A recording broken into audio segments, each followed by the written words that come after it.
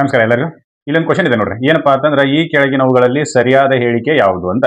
ಅದ್ರಾಗ ಒಂದನೇದು, ಒಬ್ಬ ವ್ಯಕ್ತಿ ಏಕಕಾಲಕ್ಕೆ ಎರಡೂ ಸದನಗಳ ಸದಸ್ಯನಾಗಬಹುದಾ? ಎರಡೂ ಸದನಗಳು ಅಂತಂದ್ರೆ ಒಂದು ರಾಜ್ಯಸಭೆ, ಇನ್ನೊಂದು ಲೋಕಸಭೆ, ಹೌದಾ? ಇನ್ನು ಎರಡನೇದು, ಒಬ್ಬ ವ್ಯಕ್ತಿ ಏಕಕಾಲಕ್ಕೆ MP ಮತ್ತು MLA ಆಗಬಹುದೇನಾ ಅಂತ. ಅಂದ್ರೆ ಒಬ್ಬ ವ್ಯಕ್ತಿ ಸಂಸತ್ನ ಸದಸ್ಯನಾಗಬಹುದು, ಜೊತೆಗೆ ವಿಧಾನಸಭೆಯ ಸದಸ್ಯನೂ ಆಗಬಹುದೇನಂತ. ಅದಕ್ಕೆ ಆನ್ಸರ್ಗಳು: ಒಂದನೇದು A ಸರಿ, ಎರಡನೇದು B ಸರಿ, ಮೂರನೇದು AB ಸರಿ, ನಾಲ್ಕನೇದು ಯಾವುದೂ ಅಲ್ಲ. ಹೌದಾ? ಈ ಕ್ವಶನ್ಕ ಇವತ್ತು ನಾವು ಚರ್ಚೆ ಮಾಡುವ ವಿಷಯ ಮುಗಿದ ನಂತರ ನಿಮಗೆ ಆನ್ಸರ್ ಸಿಗ್ತೈತಿ. ಇವತ್ತು ಒಂದು ವಿಷಯದ ಬಗ್ಗೆ ಚರ್ಚೆ ಮಾಡಕತ್ತೀವಿ, ಆ ವಿಷಯದ ಚರ್ಚೆ ಮುಗಿದ ನಂತರ ನಿಮಗೆ ಇದಕ್ಕೆ ಆನ್ಸರ್ ಸಿಗ್ತೈತಿ. ಆ ವಿಷಯದ ಬಗ್ಗೆ ಈಗ ಚರ್ಚೆ ಮಾಡೋಣ. ಏನು, ಎಂತ, ಹೆಂಗ, ಯಾಕ ಅಂತೇಳಿ ಎಲ್ಲದಕ್ಕೂ ಆನ್ಸರ್ ಅಲ್ಲಿ ಸಿಗ್ತೈತಿ. ಹೌದಾ? ಅದನ್ನ ಇವತ್ತು ಚರ್ಚೆ ಮಾಡೋಣ. ಯಾವ ವ್ಯಕ್ತಿ ತನ್ನ ಸದಸ್ಯತ್ವವನ್ನು ಕಳ್ಕೊತಾನೆ ಲೋಕಸಭೆ ಮತ್ತು ರಾಜ್ಯಸಭೆಯಲ್ಲಿ, ಯಾವ ವ್ಯಕ್ತಿ ತನ್ನ ಸದಸ್ಯತ್ವವನ್ನು ಉಳಿಸ್ಕೋತಾನೆ ಅನ್ನೋದ್ರ ಬಗ್ಗೆ ಆರ್ಟಿಕಲ್ 101 ಸ್ಪಷ್ಟವಾದ ಮಾಹಿತಿಯನ್ನು ಕೊಡ್ತೈತಿ. ಅದ್ರ ಬಗ್ಗೆ ಇವತ್ತು ಚರ್ಚೆ ಮಾಡೋಣ. ಏನು ಆರ್ಟಿಕಲ್ 101ರಲ್ಲಿ 4 ಉಪಬಂಧಗಳಿದಾವೆ. ಹೌದಾ? 101 ಸಬ್ ಕ್ಲಾಸ್ 1, 2, 3, 4 ಅಂತೇಳಿ 4 ಉಪಬಂಧಗಳದಾವೆ. ಅವು ಒಂದೊಂದು ಏನೇನು ಹೇಳ್ತಾವೆ ಅನ್ನೋದ್ರ ಬಗ್ಗೆ ಚರ್ಚೆ ಮಾಡೋಣ. ವೆಕೇಶನ್ ಆಫ್ ಸೀಟ್ಸ್ ಆರ್ಟಿಕಲ್ 101 ಏನ್ ಹೇಳ್ತೈತಿ ಅಂತಂದ್ರೆ, ಸ್ಥಾನಗಳು ಹೆಂಗ್ ಖಾಲಿ ಆಗ್ತಾವು, ಸ್ಥಾನಗಳ ಖಾಲಿಯಾಗುವಿಕೆಯ ಬಗ್ಗೆ ಹೇಳ್ತೈತಿ. ಸ್ಥಾನಗಳ ಖಾಲಿಯಾಗುವಿಕೆ ಎಲ್ಲಿ? ಸಂಸತ್ನಲ್ಲಿ. ಮತ್ ನಮ್ಮ ಊರಾಗ ಸರ್ KPSC ಸೊಸೈಟಿ ಐತಿ ಅಲ್ಲಿ, ಆಮೇಲೆ ಯಾವ್ದಿದು ಕೃಷಿ ಪತ್ತಿನ ಸೊಸೈಟಿ ಐತಿ ಅಲ್ಲಿ, ಗ್ರಾಮ ಪಂಚಾಯತಿ ಒಳಗೆ ಐತಿ ಅಲ್ಲಿ ಹೇಳ್ತೈತಿ ಅಂತಿದ್ರೆ, ಇಲ್ಲ article 101 regards with parliament, how the seats of the parliament will vacant ಅನ್ನೋದ್ರ ಬಗ್ಗೆ ಆನ್ಸರ್ ಮಾಡ್ತೈತಿ. ನೋಡೋಣ. ಆಗಲೇ ಕ್ವಶನ್ ನೋಡಿದಿವಲ್ಲ, ಸಂಸತ್ನ ಒಬ್ಬ ವ್ಯಕ್ತಿ ಏಕಕಾಲಕ್ಕೆ ಎರಡೂ ಸದನಗಳಿಗೆ ಏನಾಗಬಹುದು, ಸದಸ್ಯನಾಗಬಹುದಾ ಅಂತೇಳಿ ಒಂದು ಕ್ವಶನ್ ಕೇಳಿದ್ವಿ. ಹೌದಾ? ಅದ್ರಾಗ ಇದು ಆನ್ಸರ್ ಮಾಡ್ತೈತಿ. ಯಾವುದು? ಆರ್ಟಿಕಲ್ 101 ಉಪಬಂಧ 1 ಏನ್ ಆನ್ಸರ್ ಮಾಡ್ತೈತಿ ನೋಡೋಣ. ಏನ್ ಹೇಳ್ತೈತಿ ಅಂದ್ರೆ, ನೋ ಪರ್ಸನ್ ಶಾಲ್, ಯಾವುದೇ ವ್ಯಕ್ತಿ ಇದನ್ನ ಮಾಡುವಂತಿಲ್ಲ. ಯಾವುದೇ ವ್ಯಕ್ತಿ ಈ ರೀತಿಯಾಗಿರ್ತಕ್ಕಂಥ ಕೆಲಸವನ್ನ ಮಾಡುವಂತಿಲ್ಲ. ಕಂಪಲ್ಸರಿ ಅಂತ ಹೇಳ್ತಾರೆ. Compulsory you cannot do. No person ಅಂತೇಳಿ ಹಿಂದೆ ಪ್ಯಾಸಿವೈಸ್ನ ಬರೀತಾರೆ. ಇರ್ಲಿ. No person shall be a member of both houses of the parliament. ಯಾವುದೇ ವ್ಯಕ್ತಿ ಸಂಸತ್ನ ಎರಡೂ ಸದನಗಳ ಸದಸ್ಯನಾಗುವಂತಿಲ್ಲ. ಎರಡೂ ಸದನಗಳ ಸದಸ್ಯನಾಗುವಂತಿಲ್ಲ. ಯಾವಾಗ and provision shall be made by the parliament by law for the vacation of person who is chosen a member of both the houses of his seat is one house or other. ಯಾವಾಗ ಅಂತ ಕೇಳಿದ್ರೆ, ಏಕಕಾಲಕ್ಕೆ, simultaneously.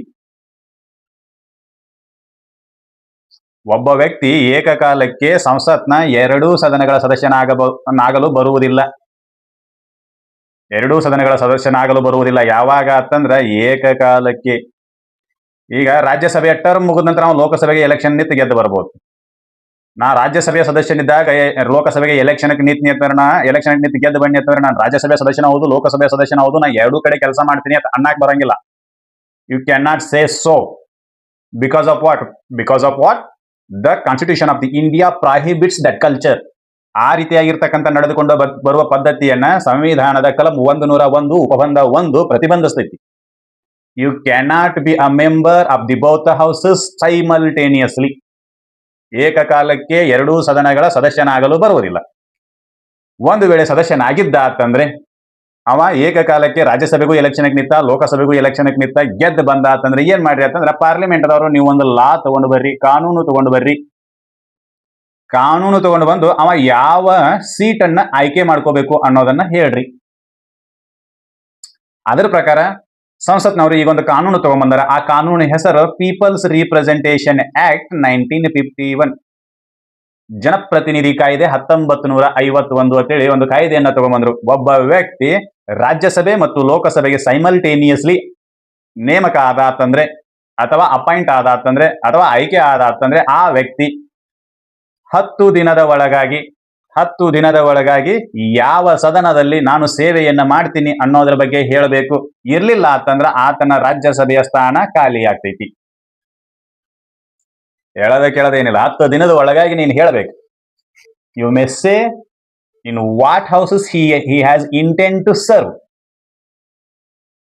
ನೀನು ಯಾವ ಸದನದಲ್ಲಿ ಸೇವೆ ಮಾಡಲು ಬಯಸ್ತಿ ಅನ್ನೋದನ್ನ 10 ದಿನದ ಒಳಗಾಗಿ ಮಾಹಿತಿಯನ್ನ ಕೊಡಬೇಕು. ಇರಲಿಲ್ಲ ಅಂತಂದ್ರ ನಿನ್ನ ರಾಜ್ಯಸಭೆಯ ಸ್ಥಾನ ಖಾಲಿ ಆಗ್ತೈತಿ. ಇದು ಗೊತ್ತಿರಬೇಕು. ಹೌದು? ಏನು? ಯಾವುದೇ ವ್ಯಕ್ತಿ ಏಕಕಾಲಕ್ಕೆ ಎರಡೂ ಸದನಗಳ ಸದಸ್ಯನಾಗಲು ಬರುವುದಿಲ್ಲ. ಒಂದು ವೇಳೆ ಸದಸ್ಯನಾಗಿದ್ದ ಅಂತಂದ್ರೆ ಪಾರ್ಲಿಮೆಂಟ್ ಕಾನೂನನ್ನ ತಗೊಂಡು ಬಂದು ಅವನು ಯಾವ ಸದನವನ್ನ ಆಯ್ಕೆ ಮಾಡ್ಕೋತಾನೆ ಅನ್ನೋದ್ರ ಬಗ್ಗೆ ತಿಳಿಸಬೇಕು. ಸದನದ ಸಂಸತ್ತು ತಂದಿರತಕ್ಕಂಥ ಕಾನೂನಿನಲ್ಲಿ ಅವು ಯಾವ ಸದನಕ್ಕೆ ಸರ್ವಿಸ್ ಮಾಡ್ತಾನೆ ಅನ್ನೋದ್ರ ಬಗ್ಗೆ ತಿಳಿಸಬೇಕು. ಅದರ ಪ್ರಕಾರ RP act, people's representation act 1951 ತಗೊಂಡ್ಬಂದು ಹೇಳಿದ್ರು 10 ದಿನದ ಕಾಲಾವಕಾಶ ನಿನಗೆ, ನೀನು ಯಾವ ಸದನದಲ್ಲಿ ಸರ್ವಿಸ್ ಮಾಡ್ತೀಯ ಅನ್ನೋದ್ರ ಬಗ್ಗೆ ಹೇಳುವಂತ. ಯಾರಿಗೆ ಹೇಳಬೇಕು? Election commission of India. ಗೊತ್ತಿರ್ಬೇಕು ಯಾರಿಗೆ ಹೇಳ್ಬೇಕು? ಮತ್ತೆ ಹೇಳ್ರಿ ಅಂತಂದ್ರೆ ಯಾರಿಗೆ ಹೇಳ್ಬೇಕು? ಹೌದಾ, ನಾ ಈ ಸದನದಲ್ಲಿ ಕೆಲಸ ಮಾಡ್ತೀನಿ ಅಂತ ಯಾರಿಗೆ ಹೇಳ್ಬೇಕು? ಅವ ಎಲೆಕ್ಷನ್ ಕಮಿಷನ್ ಆಫ್ ಇಂಡಿಯಾದವ್ರಿಗೆ ಹೇಳ್ಬೇಕು. ಯಾಕಂತಂದ್ರೆ ಅವ ಏಕಕಾಲಕ್ಕೆ 2 ಸದನಗಳಿಗೆ ಎಲೆಕ್ಷನ್ ನಿಂತು ಗೆದ್ದು ಬಂದಿರೋದ್ರಿಂದ ಅವನ ಆಯ್ಕೆಯನ್ನ ಮಾಡಿರೋದು, ಆ ಪದವಿಗಳಿಗೆ ಎಲೆಕ್ಷನ್ ನಡೆಸಿರೋದು ಎಲೆಕ್ಷನ್ ಕಮಿಷನ್ ಆಫ್ ಇಂಡಿಯಾ. ಹೌದಾ, ಅದಕ್ಕಾಗಿ ಅವರಿಗೆ ಮಾಹಿತಿಯನ್ನ ಕೊಡಬೇಕು. ಅವ್ರಿಗೆ ಮಾಹಿತಿ ಕೊಟ್ಟು, ನಾನು ಲೋಕಸಭೆಯಲ್ಲಾದ್ರೂ ಕೆಲಸ ಮಾಡೋದಿನಿ, ಇರ್ಲಿಲ್ಲ ಅಂತಂದ್ರೆ ರಾಜ್ಯಸಭೆಯಲ್ಲಾದ್ರೂ ಕೆಲಸ ಮಾಡೋದಿನಿ, ಹೀಗಾಗಿ ನನಗ ಈ ಒಂದು ಸೀಟನ್ನು ಉಳಿಸ್ರಿ, ಈ ಸೀಟನ್ನ ವೇಕೆಂಟ್ ಮಾಡ್ರಿ ಅಂತ ಹೇಳ್ಬೇಕು. ಇಲ್ಲ ಸರ್, ನಾನು 2 ಸದನಗಳಲ್ಲಿ ನನ್ನ ಕೆಲಸ ಮಾಡ್ತೀನಿ, ಯಾಕಂತಂದ್ರೆ 2 ಸದನಗಳಲ್ಲಿ ನನ್ನನ್ನು ಆಯ್ಕೆ ಮಾಡ್ಯಾರ, ನಾ 2 ಸದನದಲ್ಲಿ ಕೆಲಸ ಮಾಡಬೇಕು ಅಂತೇಳಿ ಜನರ ಇಚ್ಛೆ ಐತಿ, ನಾ 2 ಸದನದಲ್ಲಿ ಕೆಲಸ ಮಾಡ್ತೀನಿ ಅಂತ ಅಂದಾತಂದ್ರೆ ಅಣ್ಣಾರ ನೀವು 2 ಬುಟ್ಟಿಯಾಗಿ 2 ಕಾಲಿಟ್ಟು ನೀವು ನದಿ ಪಾರ್ ಆಗಕ್ ಬರೋದಿಲ್ಲ. ಏನ್ ಮಾಡ್ಬೇಕು? ಲ್ಯಾಕ್ ಆಫ್ ಡ್ಯೂಟೀಸ್ ಆಗ್ತೈತಿ, ಡೆಮೋಕ್ರಸಿಯನ್ನು ಉಲ್ಲಂಘನೆ ಮಾಡಿದಂಗೆ ಆಗ್ತೈತಿ, ಪ್ರಜಾಪ್ರಭುತ್ವವನ್ನು ಉಲ್ಲಂಘನೆ ಮಾಡ್ಬೇಕು. ಫಾರ್ ಎಕ್ಸಾಂಪಲ್, ಒಂದು ಹೈಪೋಥೆಟಿಕಲ್ ಕಂಡೀಷನ್, ನಾನು 2 ಸದನಗಳಿಗೆ ಆಯ್ಕೆ ಆಗೇನೆ ಅಂತ ಅನ್ಕೊಳ್ಳೋಣ. ನಾ ರಾಜ್ಯಸಭೆಗೂ ಆಯ್ಕೆ ಆಗೇನಿ, ಲೋಕಸಭೆಗೂ ಆಯ್ಕೆ ಆಗೇನಿ. ಒಂದು ವೇಳೆ 2 ಸದನಗಳಲ್ಲಿ ಕೆಲಸ ಮಾಡುವ ಅವಶ್ಯಕ ಈ ಕಾನೂನು ಇತ್ತು ಅಂತಂದ್ರೆ ಏನಾಕಿತ್ತು? ಈ ಕಾನೂನು ಇಲ್ಲ ಆಮತ್ ಬೇರೆ, ಕಾನೂನು ಇಲ್ಲ ಅಂತಂದ್ರೆ ಏನಾಕಿತ್ತು ಅಂತಂದ್ರೆ, ಈಗ ರಾಜ್ಯಸಭೆಯೊಳಗೆ ಒಂದು ವಿಷಯದ ಬಗ್ಗೆ ಚರ್ಚೆ ನಡೆದದ, ಲೋಕಸಭೆಯೊಳಗೂ ಒಂದು ವಿಷಯದ ಬಗ್ಗೆ ಚರ್ಚೆ ನಡೆದದ. ಆ 2 ವಿಷಯಗಳ ಮೇಲೆ ನಾ ಮಾತಾಡ್ಬೇಕಾಗ್ಯದ. ಒಂದೇ ದಿನಾನ ನನಗೆ ಟೈಮ್ ಕೊಟ್ಟಾರೆ. ಏನು? ಇವತ್ತು ಮಧ್ಯಾಹ್ನ 12ವರೆಗೆ ನನಗೆ ಮಾತಾಡೋ ಟೈಮ್ ಐತಿ. ಎಲ್ಲಿ? ರಾಜ್ಯಸಭೆ ಮತ್ತು ಲೋಕಸಭೆಯಲ್ಲಿ 12ವರೆಗೆ ನಾ ಮಾತಾಡ್ಬೇಕು ಆ ವಿಷಯದ ಬಗ್ಗೆ. ನನ್ನ ಸಂಬಂಧ ವಿಡಿಯೋ ಕಾನ್ಫರೆನ್ಸ್ ಮಾಡಕ್ಕಾಗ್ತೈತಿ?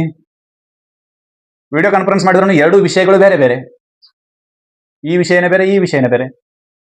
ಹೇಗೆ ಮಾತಾಡೋದು? ನನ್ನ ಆಯ್ಕೆ ಮಾಡಿರೋದು ನನ್ನ ಜನರ ಸಮಸ್ಯೆಗಳನ್ನ ಪರಿಹಾರ ಮಾಡೋದಕ್ಕೆ. ನಾನು ಒಂದು ಸಮಸ್ಯೆನ ಪರಿಹಾರ ಮಾಡಿ ಇನ್ನೊಂದು ಸಮಸ್ಯೆನ ಹಂಗೆ ಇಟ್ಕೊಳ್ಳೋದ? ಹೋಗ್ಲಿ. ಈ ರಾಜ್ಯಸಭೆ ಮತ್ತು ಲೋಕಸಭೆಗಳ ಅನುಮೋದನೆ ಇಲ್ಲದ ಮಸೂದೆಗಳು ಕಾನೂನು ಆಗಕ್ಕೆ ಬರೋದಿಲ್ಲ. ಈಗ ಫಾರ್ ಎಕ್ಸಾಂಪಲ್, ರಾಜ್ಯಸಭೆಯಲ್ಲಿ ಒಂದು ಮಸೂದೆಯನ್ನ ಚರ್ಚೆ ಮಾಡಿ ಪಾಸ್ ಮಾಡಿದ್ರು. ಅದರಲ್ಲಿ ನಾನು ಏನ್ ಮಾಡೀನಿ? ರಾಜ್ಯಸಭೆಯಲ್ಲಿ ಆ ಮಸೂದೆಯ ಪರವಾಗಿ ಓಟ್ ಹಾಕೀನಿ. ನನಗೆ ಮತ್ತೆ ಹಿಂದಿಗಡೆ ತಿಳಿತೈತಿ ಏನಂತೇಳಿ, ಇಲ್ಲ ನಾ ಪರವಾಗಿ ಓಟ್ ಹಾಕಬಾರ್ದಾಗಿತ್ತು ಅಂತೇಳಿ. ಅವಾಗ ಮತ್ತೆ ಏನ್ ಮಾಡ್ತೀನಿ ಅಂದ್ರೆ ಲೋಕಸಭೆಯಲ್ಲಿ ಅದ್ರ ವಿರುದ್ಧವಾಗಿ ಓಟ್ ಮಾಡ್ತೀನಿ. Is it possible? ಹೀಗೆ ಮಾಡಕ್ ಸಾಧ್ಯತೆ ಐತೇನು? ಅದಕ್ಕೆ ಇದೆಲ್ಲ ಗದ್ದಲಗಳು ಆಗಬಾರ್ದು ಅಂತೇಳಿ ಏನ್ ಮಾಡಿದ್ರು ಅಂತಂದ್ರ, ಅನಾರ ನೀವು ಎಷ್ಟಕ್ಕರ ಆಯ್ಕೆ ಆಗ್ರಿ, ಆದ್ರ ಒಂದ್ ಕಡೆ ಕೆಲಸ ಮಾಡ್ರಿ. ಅದನ್ನು ಹಿಡ್ಕೊಳ್ಳೋದು ಅಂತಂದ್ರೆ ನಡು ನೀರಾಗ ನಾಯಿ ರೊಟ್ಟಿ ಬಿಟ್ಟಂಗ ಆಕೈತಿ. ಅದಕ್ಕೆ ನೀವೇನ್ ಮಾಡ್ರಿ ಅಂತಂದ್ರೆ, ನೀವು ಎಲ್ಲಿ ಕೆಲಸ ಮಾಡೋದ್ರಿ ಅನ್ನೋದ್ರ ಬಗ್ಗೆ ಹೇಳ್ರಿ. ನೀವು ಹೇಳಿಲ್ಲ ಅಂತಂದ್ರೆ ನಾವು ನಿಮ್ಮ ರಾಜ್ಯಸಭೆಯ ಸ್ಥಾನವನ್ನ ಖಾಲಿ ಮಾಡಿಸ್ಬಿಡ್ತೀವಿ. ರಾಜ್ಯಸಭೆಯ ಸ್ಥಾನವನ್ನ ಖಾಲಿ ಮಾಡ್ರಿ ಅಂತೇಳಿ ಹೇಳೋ ಕಾಯ್ದೆ ಯಾವ್ದಪ್ಪ ಅಂತಂದ್ರ RP ಆಕ್ಟ್ 1951. ಹೌದಾ? ಇದು ಗೊತ್ತಿರಬೇಕು. ಅಂದ್ರೆ ಯಾವುದೇ ವ್ಯಕ್ತಿ ಸಂಸತ್ನ 2 ಸದನಗಳಿಗೆ ಒಂದೇ ಸಮಯಕ್ಕೆ ಸದಸ್ಯನಾಗಲು ಬರುವುದಿಲ್ಲ ಅಂತೇಳಿ ಸ್ಪಷ್ಟವಾಗಿ ಗೊತ್ತಾಗ್ತೈತಿ. ಹೌದಾ? ಹನ್ನೊಂದು ವೇಳೆ ಆಗಿದ್ದ ಅಂತಂದ್ರೆ ಪಾರ್ಲಿಮೆಂಟ್ ತಂದಿರತಕ್ಕಂಥ ಕಾನೂನುಗಳ ಪ್ರಕಾರ ಏನಾಗಬೇಕು? ಆತನ ಒಂದು ಸ್ಥಾನ ಖಾಲಿ ಆಗ್ತೈತಿ ಅಂತ. ಇದು ಫಿಕ್ಸ್. ಹಂಗಾದ್ರೆ ಈ ಕ್ವಶನ್ ನೋಡ್ರಿ, ಈಗ ಏನಾಯ್ತು? 1ನೇ ಸ್ಟೇಟ್ಮೆಂಟ್, ಒಬ್ಬ ವ್ಯಕ್ತಿ ಏಕಕಾಲಕ್ಕೆ 2 ಸದನಗಳ ಸದಸ್ಯನಾಗಬಹುದು ಅಂದ್ರೆ ಈ ಸ್ಟೇಟ್ಮೆಂಟ್ ಆರ್ಟಿಕಲ್ 101 ಉಪಬಂಧ 1 ಪ್ರಕಾರ ತಪ್ಪು. ಹೌದಾ? ಯಾವುದು ಸರಿಯಾದ ಹೇಳಿಕೆ ಅಂತ ಕೇಳ್ಯಾರೆ ಅಂದ್ರೆ ಇದು ಸರಿ ಹೇಳಿಕೆ ಅಲ್ಲ. ಹೌದಾ? ಇನ್ನು ನೆಕ್ಸ್ಟ್ ನೋಡೋಣ. ಅಂದ್ರೆ ಇನ್ನು ಒಬ್ಬ ವ್ಯಕ್ತಿ ಏಕಕಾಲಕ್ಕೆ MLA ಮತ್ತು MP ಆಗ್ಬೋದೇನಾ ಅಂತೇಳಿ ಆನ್ಸರ್ ಯಾವ್ದು ಮಾಡ್ತೈತಿ ಅನ್ನೋದ್ರ ಬಗ್ಗೆ ಚರ್ಚೆ ಮಾಡೋಣ. ಒಬ್ಬ ವ್ಯಕ್ತಿ MLA ಮತ್ತು MP ಏಕಕಾಲಕ್ಕೆ ಹಾಕಿದ್ದ ಅಂತಂದ್ರೆ ಅವ ಏಕಕಾಲಕ್ಕೆ ಪ್ರಧಾನಮಂತ್ರಿನೂ ಆಗ್ಬಹುದು, ಮುಖ್ಯಮಂತ್ರಿನೂ ಆಗ್ಬಹುದು ಅಂದಂಗೆ. ಹಂಗಾದ್ರೆ ಅದಕ್ಕೆ ಅವಕಾಶ ಐತೆನಾ? ಅವಕಾಶ ಇದ್ರೆ ಯಾವ ವಿಧಿ ಅದಕ್ಕೆ ಅವಕಾಶ ಕೊಡ್ತೈತಿ? ಅವಕಾಶ ಇಲ್ಲ ಅಂತಂದ್ರೆ ಯಾವ ವಿಧಿ ಅದನ್ನ ಟರ್ಮಿನೇಟ್ ಮಾಡ್ತೈತಿ, ಪ್ರಾಹಿಬಿಟ್ ಮಾಡ್ತೈತಿ ಅನ್ನೋದ್ರ ಬಗ್ಗೆ ನೋಡೋಣ. ಈಗ ಆರ್ಟಿಕಲ್ 101 ಉಪಬಂಧ 2 ಬಗ್ಗೆ ಚರ್ಚೆ ಮಾಡೋಣ. ಏನ್ ಹೇಳ್ತೈತಿ? No person shall be member of the both the parliament and of the house of the legislature of the state. ಅಂದ್ರೆ ಒಬ್ಬ ವ್ಯಕ್ತಿ ಏಕಕಾಲಕ್ಕೆ ಅಂದ್ರೆ ಒಂದ ಸಮಯಕ್ಕೆ, ಏಕಕಾಲಕ್ಕೆ ಅಂದ್ರೆ ಎಡಗಾಲಿಗೋ ಬಲಗಾಲಿಗೋ ತೆಕ್ಕಿಯಬೇಡ್ರಿ. ಏಕ ಅಂತಂದ್ರೆ ಒಂದ್ರಿ, ಕಾಲು ಅಂತಂದ್ರೆ ಎಡಗಾಲು, ಆಮೇಲೆ ಇನ್ನೊಂದು ಬಲಗಾಲು, ಹಂಗಲ್ಲ. ಏಕಕಾಲ ಅಂತಂದ್ರೆ ಒಂದೇ ಸಮಯಕ್ಕೆ. ಅದು ಕಾಲು, ಇದು ಕಾಲ ಅಂತಂದ್ರೆ ಸಮಯ. ಅದಕ್ಕೆ ಮಹಾಕಾಲ ಅಂತ ಕರೀತಾರೆ ಶಿವನಿಗೆ. ಮಹಾಕಾಲ ಅಂತಂದ್ರೆ ಕಾಲವನ್ನ ಮೀರಿದವನು, ದೊಡ್ಡ ಸಮಯ ಅಂದ್ರೆ ಸಮಯ ಅವನ ಒಳಗನ ಐತಿ ಅಂತ. ಇರ್ಲಿ, ಅದು ವಿಷಯಾಂತರ ಆಕೈತಿ. ಇರ್ಲಿ, ಇದೇನ್ ಹೇಳಕತ್ತೀವಿ ಅಂತಂದ್ರೆ, no person shall be a member of both parliament and house of the legislature of the state. ಅಂದ್ರೆ ಒಬ್ಬ ವ್ಯಕ್ತಿ ಒಂದೇ ಸಮಯಕ್ಕೆ MP ಮತ್ತು MLA, member of legislative assembly of the state and member of the parliament of nation. He cannot be a member of the both in simultaneously. ಆತ ಒಂದೇ ಸಮಯಕ್ಕೆ ಲೋಕಸಭೆ ಮತ್ತು ರಾಜ್ಯಸಭೆಯ ಸದಸ್ಯನಾಗಲು ಬರುವುದಿಲ್ಲ. And if a person chosen ಮುಂದೆ ಹೇಳ್ತಾರೆ, ಒಂದು ವೇಳೆ ಏನಾಕತಿ, if a person chosen a member both parliament and of house of the legislature of the state, then at the expiration of such a period as may be specified in rules made by the president, that person's seat in parliament shall become vacant unless he has previously resigned his seat in the legislature of the state. ಇಲ್ಲಿ ಒಂದು ಗದ್ದಲ ಏನಾಯ್ತು ಅಂತಂದ್ರೆ, ಏನ್ ಗದ್ದಲಪ್ಪ ಅಂತಂದ್ರೆ, ಒಬ್ಬ ವ್ಯಕ್ತಿ ಈಗ ಏಕಕಾಲಕ್ಕೆ ಲೋಕಸಭೆಗೂ ಮತ್ತು ರಾಜ್ಯ ವಿಧಾನಸಭೆಗಳಿಗೂ ಎಲೆಕ್ಷನ್ ನಡೀತಿರ್ತೈತಿ. ರಾಜ್ಯ ವಿಧಾನಸಭೆಗಳಿಗೂ ಎಲೆಕ್ಷನ್ ನಡೀತಿರ್ತೈತಿ. ಒಬ್ಬ ವ್ಯಕ್ತಿ ಏನ್ ಮಾಡ್ತಾನ ಅಂದ್ರೆ, ಇದಕ್ಕೂ ನಿಲ್ತಾನೆ, ಎಲೆಕ್ಷನ್ಗೂ ಇದಕ್ಕೂ ನಿಲ್ತಾನೆ, ಎರಡು ಕಡೆ ನಿಂತು ಗೆದ್ದು ಬರ್ತಾನೆ. He is selected for the Lok Sabha and Vidhan Sabha at a time simultaneously election ನಿಂತು ಗೆದ್ದು ಬರ್ತಾನೆ. ಗೆದ್ದು ಬಂದಾಗ ಅವ ಯಾವ ಸದನದಲ್ಲಿ ಕೆಲಸ ಮಾಡಬೇಕು, ವಿಧಾನಸಭೆಯಲ್ಲಿ ಕೆಲಸ ಮಾಡಬೇಕು ಅಥವಾ ಸಂಸತ್ನಲ್ಲಿ ಕೆಲಸ ಮಾಡಬೇಕು ಅನ್ನೋದನ್ನ ಹೇಳಬೇಕು. ಹೇಳಲಿಲ್ಲ ಅಂತಂದ್ರೆ ಪ್ರೆಸಿಡೆಂಟ್ ಒಂದು ರೂಲ್ ಮಾಡ್ಯಾರ. ಆ ರೂಲ್